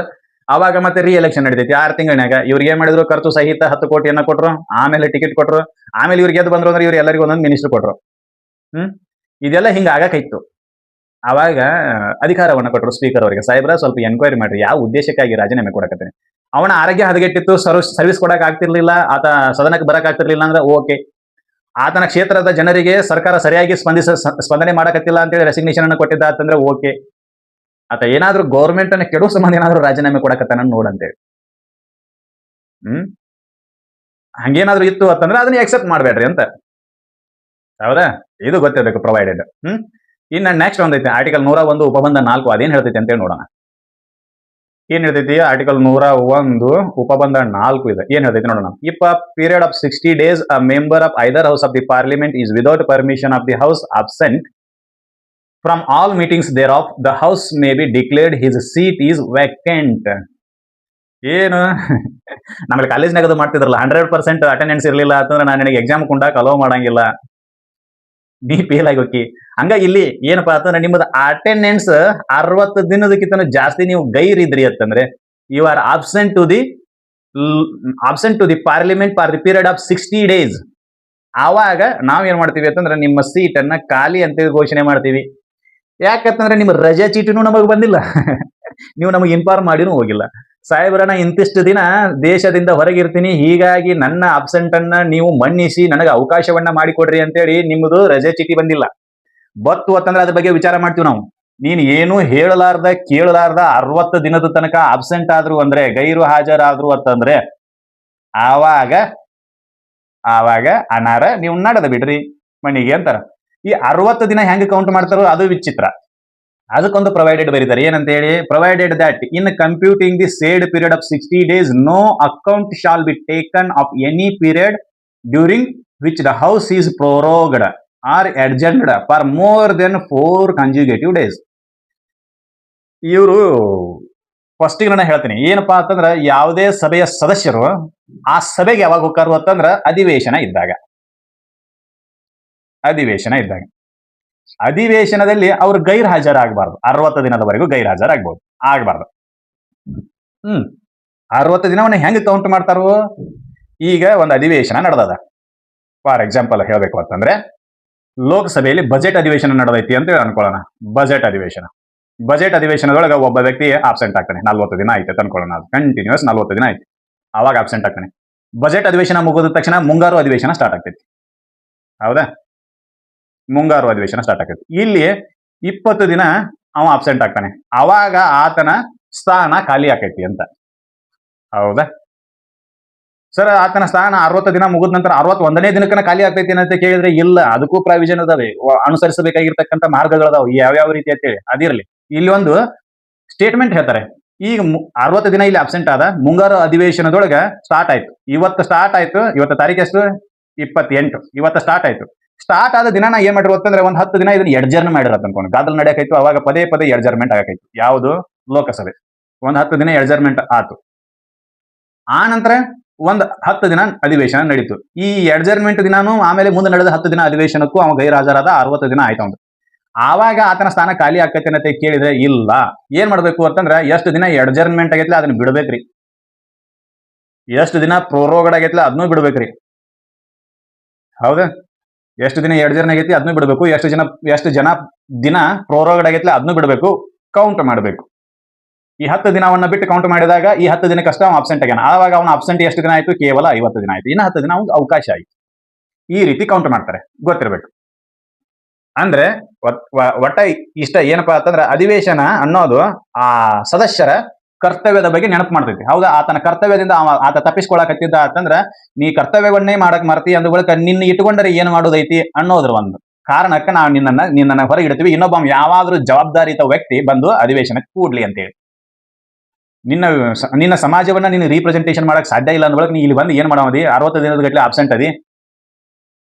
ಇಲ್ಲ ರಾಹುಲ್ ಗಾಂಧಿ ಗತಿ 2 ದಿನ ಬರೋದು 3 ದಿನ ಮತ್ತೆ ವಿದೇಶಿ ಪ್ರವಾಸಕ್ಕೆ ಹೋಗೋದಾರ ಮಾಡ್ರಿ, ನಡಿತೈತಿ ಅಂತ ಹೇಳಿ. ಹಿಂಗ ಅಂದ್ರೆ ಕಂಟಿನ್ಯೂಸ್ ಆಗಿ 60 ದಿನ ಏನ್ ಮಾಡಕ್ಕಿಲ್ಲ, ಆಬ್ಸೆಂಟ್ ಇರಕ್ಕಿಲ್ಲ. ಆದ್ರೆ ಹೆಂಗ್ ಕೌಂಟ್ ಮಾಡ್ತಾರೋ ಅನ್ನೋದ್ರ ಬಗ್ಗೆ ಗೊತ್ತಿರಬೇಕು. ಕನ್ಜುಗೇಟಿವ್ ಆಗಿ ಅಂದ್ರೆ ಕಂಟಿನ್ಯೂಸ್ ಆಗಿ 4 ದಿನಕ್ಕಿಂತ ಹೆಚ್ಚಿನ ಅವಧಿಗೆ, 4 ದಿನದಕ್ಕಿಂತ ಹೆಚ್ಚಿನ ಅವಧಿಗೆ ಮಾತ್ರ. 4 ದಿನಕ್ಕಿಂತ ಕಡಿಮೆ ಅವಧಿ ಇತ್ತು ಅದು ಕೌಂಟ್ ಆಗ್ತೈತಿ. 4 ದಿನದಕ್ಕಿಂತ ಹೆಚ್ಚಿನ ಅವಧಿಗೆ ಸಂಸತ್ತು ಪ್ರೋರೋಡ್ ಆಗಿತ್ತು ಅಥವಾ ಎಡ್ಜರ್ನ್ ಆಗಿತ್ತು ಅಂದ್ರೆ ಅದನ್ನ ಕೌಂಟ್ ಮಾಡುವಂತಿಲ್ಲ ಅಂತ. ಹೌದಾ? ಇದು ಗೊತ್ತಿರಬೇಕು. ಇದಿಷ್ಟು ಮಾಹಿತಿ ಆರ್ಟಿಕಲ್ 100 ಉಪಬಂಧ 1, 2, 3, 4 ಬಗ್ಗೆ. ಹೌದಾ? ಇದು ಸಿಂಪಲ್ ಆಗಿ ಹೇಳ್ಬೇಕು ಅಂತಂದ್ರೆ ಒಂದು ವೇ ಐತಿ. ಏನಪ್ಪಾ ಅಂತಂದ್ರೆ, ಈಗ ಒಂದು ಶಾಲೆ ಐತಿ. ಈ ಶಾಲೆಯಲ್ಲಿ ಒಂದನೆಂತೆ ಮತ್ತು ಎರಡನೆಂತೆ ಅಂತೇಳಿ 2 ಕ್ಲಾಸ್ಗಳದಾವ. ಹೌದಾ? ಒಬ್ಬ ವ್ಯಕ್ತಿ ಈ 2 ಕ್ಲಾಸ್ಗಳಿಗೆ ಅಡ್ಮಿಷನ್ ತಗೊಳಕ್ ಬರೋದಿಲ್ಲ. ಇದು 1ನೇದು ಆರ್ಟಿಕಲ್ 100, 101 ಉಪಬಂಧ 1. ಒಬ್ಬ ವ್ಯಕ್ತಿ 1ನೇಂತೆ ಮತ್ತು 2ನೇಂತೆ ಕ್ಲಾಸ್ನಾಗ 2 ಕ್ಲಾಸ್ನಾಗ ಕೂಡಕ್ ಬರಂಗಿಲ್ಲ. ನೀವು 1ನೇಂತೆ ಕರ ಕೂಡ್ರಿ, ಇಲ್ಲಾಂದ್ರೆ 2ನೇಂತೆ ಕರ ಕೂಡ್ರಿ, whatever it may be. ಹೌದಾ? ಇದು ಒಂದು. ಅಂದ್ರೆ ಒಬ್ಬ ವ್ಯಕ್ತಿ ಒಂದೇ ಸಮಯಕ್ಕೆ ರಾಜ್ಯಸಭೆಯ ಸದಸ್ಯನಾಗಕ್ ಬರೋದಿಲ್ಲ ಮತ್ತು ಲೋಕಸಭೆ ಸದಸ್ಯನಾಗಕ್ ಬರೋದಿಲ್ಲ. ಎರಡು ಸದನದ ಸದಸ್ಯನಾಗಕ್ ಬರಂಗಿಲ್ಲ. ಒಂದೇ ಸಮಯಕ್ಕೆ ಯಾವ್ದಾದ್ರು ಒಂದು ಸದನದ ಸದಸ್ಯ ಆಗ್ಬೇಕು. ಇನ್ನ 2ನೇದು ಆರ್ಟಿಕಲ್ 101 ಉಪಬಂಧ 2 ಹೇಳೋದಾದ್ರೆ, ಈಗ ಒಂದು ಊರ್ ಐತಿ. ಊರೈತಿ, ಇಲ್ಲಿ 2 ಶಾಲೆಗಳದಾವ. ಇಲ್ಲಿ ಎ ಅಂತಕ್ಕಂಥ ಶಾಲೆ, ಇಲ್ಲಿ ಬಿ ಅಂತಕ್ಕಂಥ ಶಾಲೆ. ಹೌದಾ? ಒಬ್ಬ ವ್ಯಕ್ತಿ ಈ ಊರಲ್ಲಿ ಇರ್ತಕ್ಕಂಥ 2 ಶಾಲೆಗಳಿಗೆ ಒಂದೇ ಸಮಯಕ್ಕೆ ಏನ್ ತಗೊಳಕ್ ಬರೋದಿಲ್ಲ? ಅಡ್ಮಿಷನ್ ತಗೊಳಕ್ ಬರೋದಿಲ್ಲ. He can not be admitted to both schools in single village. ಅಂದ್ರೆ ಒಬ್ಬ ವ್ಯಕ್ತಿ ಸಂಸತ್ತಿಗೂ ಮತ್ತು ವಿಧಾನಸಭೆಗಳಿಗೂ ಒಂದೇ ಸಮಯಕ್ಕೆ ಆಯ್ಕೆ ಆಗಲು ಬರೋದಿಲ್ಲ. ಅಂದ್ರೆ ಒಬ್ಬ ವ್ಯಕ್ತಿ ಒಂದೇ ಸಮಯಕ್ಕೆ MP ಮತ್ತು MLA ಆಗಕ್ ಬರೋದಿಲ್ಲ. ಇದಾಯ್ತು. ಇದು ಗೊತ್ತಿರಬೇಕು. ಇನ್ನ ಒಬ್ಬ ವ್ಯಕ್ತಿ ಆತನಿಗೆ ಈ ಒಂದು ಶಾಲೆ ಐತೆ ಅಂತ ತಿಳ್ಕೊಳ್ಳೋಣ. ಆ ಶಾಲೆಯಲ್ಲಿ ಒಬ್ಬ ವ್ಯಕ್ತಿ ಸರಿಯಾಗಿ ಆತನ ವಯಸ್ಸು 6 ವರ್ಷ ಆಗ್ಲಾರ್ದೆ ಅಡ್ಮಿಷನ್ ತಗೊಂಡಿದ್ದ ಅಂತಂದ್ರ ಆತನ ಅಡ್ಮಿಷನ್ ಟರ್ಮಿನೇಟ್ ಆಕೈತಿ. ಇವಂಗ 6 ವರ್ಷ ಆಗಿಲ್ಲ ತೆಗೀರಿ ಅಂತ ಹೇಳ್ತಾರೆ. ಅಂದ್ರೆ ಒಬ್ಬ ವ್ಯಕ್ತಿ ಆರ್ಟಿಕಲ್ 102 ಉಪಬಂಧ 1 ಮತ್ತು 2ರಲ್ಲಿ ಹೇಳಿರುವಂತೆ ಅನರ್ಹತೆಗೆ ಒಳಗಾಗಿದ್ದ ಅಂತಂದ್ರೆ ಒಬ್ಬ ಸದಸ್ಯ, ಪಾರ್ಲಿಮೆಂಟ್ ನ ಸದಸ್ಯ ಆರ್ಟಿಕಲ್ 102 ಉಪಬಂಧ 1 ಮತ್ತು 2ರಲ್ಲಿ ಹೇಳಿರುವಂತೆ ಅನರ್ಹತೆಗೆ ಒಳಗಾಗಿದ್ದ ಅಂತಂದ್ರೆ ಆತನ ಸದಸ್ಯತ್ವ ರದ್ದಾಕೈತಿ. ಹೌದಾ? ಇನ್ನ ಒಂದು ಶಾಲೆಯಲ್ಲಿ ಒಬ್ಬ ವ್ಯಕ್ತಿ ತನ್ನ ಅಡ್ಮಿಷನ್ ಅಂದ್ರೆ ಏನಂತ ಕರಿತೀವಿ ಅದಕ್ಕ, ಏನ ಲಿವಿಂಗ್ ಸರ್ಟಿಫಿಕೇಟ್, LC ಅನ್ನ ಕಿತ್ಕೊಂಡು ಬಂದ ಅಂತಂದ್ರೆ ಆತ ಆ ವ್ಯಕ್ತಿಯ ಸದಸ್ಯ, ಅಂದ್ರೆ LC ಅನ್ನ ಕಿತ್ಕೊಂಡು ಬಂದ ಅಂತಂದ್ರೆ ಅವ ಆ ಶಾಲೆಯ ಸದಸ್ಯನಲ್ಲ. ಅಂದ್ರೆ ಆರ್ಟಿಕಲ್ 102 ಉಪಬಂಧ 2 ಏನ್ ಹೇಳ್ತೈತಿ ಅಂದ್ರೆ ಒಬ್ಬ ವ್ಯಕ್ತಿ ಸಂಸತ್ನ ಸದಸ್ಯ ರಾಜೀನಾಮೆ ಕೊಟ್ಟ ಅಂತಂದ್ರೆ ಆವಾಗ ಆತನ ಸ್ಥಾನ ಖಾಲಿ ಆಕೈತಿ. ಅದು ಗೊತ್ತಿರಬೇಕು. ಇನ್ನು 4ನೇದ್ದು, ಈಗ ಶಾಲೆ ಒಳಗ ಈಗ ಒಂದು ಶಾಲೆ ಐತಿ, ಅದ್ರಾಗ ಅಂತಕ್ಕಂಥ ಒಬ್ಬ ಸ್ಟೂಡೆಂಟ್ ಅದ, ನಾವು ಕಂಟಿನ್ಯೂಸ್ ಆಗಿ ಶಾಲೆಗೆ ಒಂದು 60 ದಿನ ಅಬ್ಸೆಂಟ್ ಆದ ಅಂತಂದ್ರೆ ಅವಾಗೂ ಕೂಡ ಆತನ ಶಾಲೆಯ ಸದಸ್ಯತ್ವ ರದ್ದಾಕೈತಿ. ಇದು ಗೊತ್ತಿರಬೇಕು. ಇದನ್ನ ಹೋಲಿಕೆ ಮಾಡಿ ಹೇಳಕತ್ತೀವಿ. ಅಂದ್ರೆ ಒಬ್ಬ ವ್ಯಕ್ತಿ ಸಂಸತ್ನ ಸದಸ್ಯ ಕಂಟಿನ್ಯೂಸ್ ಆಗಿ ಬಿಟ್ಟು ಬಿಡದೆ 60 ದಿನಗಳ ಕಾಲ ಆತ ಸದನಗಳ ಕಲಾಪಗಳಿಗೆ ಹಾಜರಾಗದೇ ಇದ್ದ ಅಂತಂದ್ರೆ, ಗೈರು ಹಾಜರಾದ ಅಂತಂದ್ರೆ ಆತನ ಸದಸ್ಯತ್ವ ರದ್ದಾಕೈತಿ. ಇದಿಷ್ಟು ಮಾಹಿತಿ ಗೊತ್ತಿರಬೇಕು. ಇದು ಸಿಂಪಲ್ ಭಾಷೆ ಒಳಗೆ ಹೇಳಿದ್ವಿ, ಶಾಲೆಯನ್ನ ಕನ್ಸಿಡರ್ ಮಾಡಿ. ಹೌದಾ?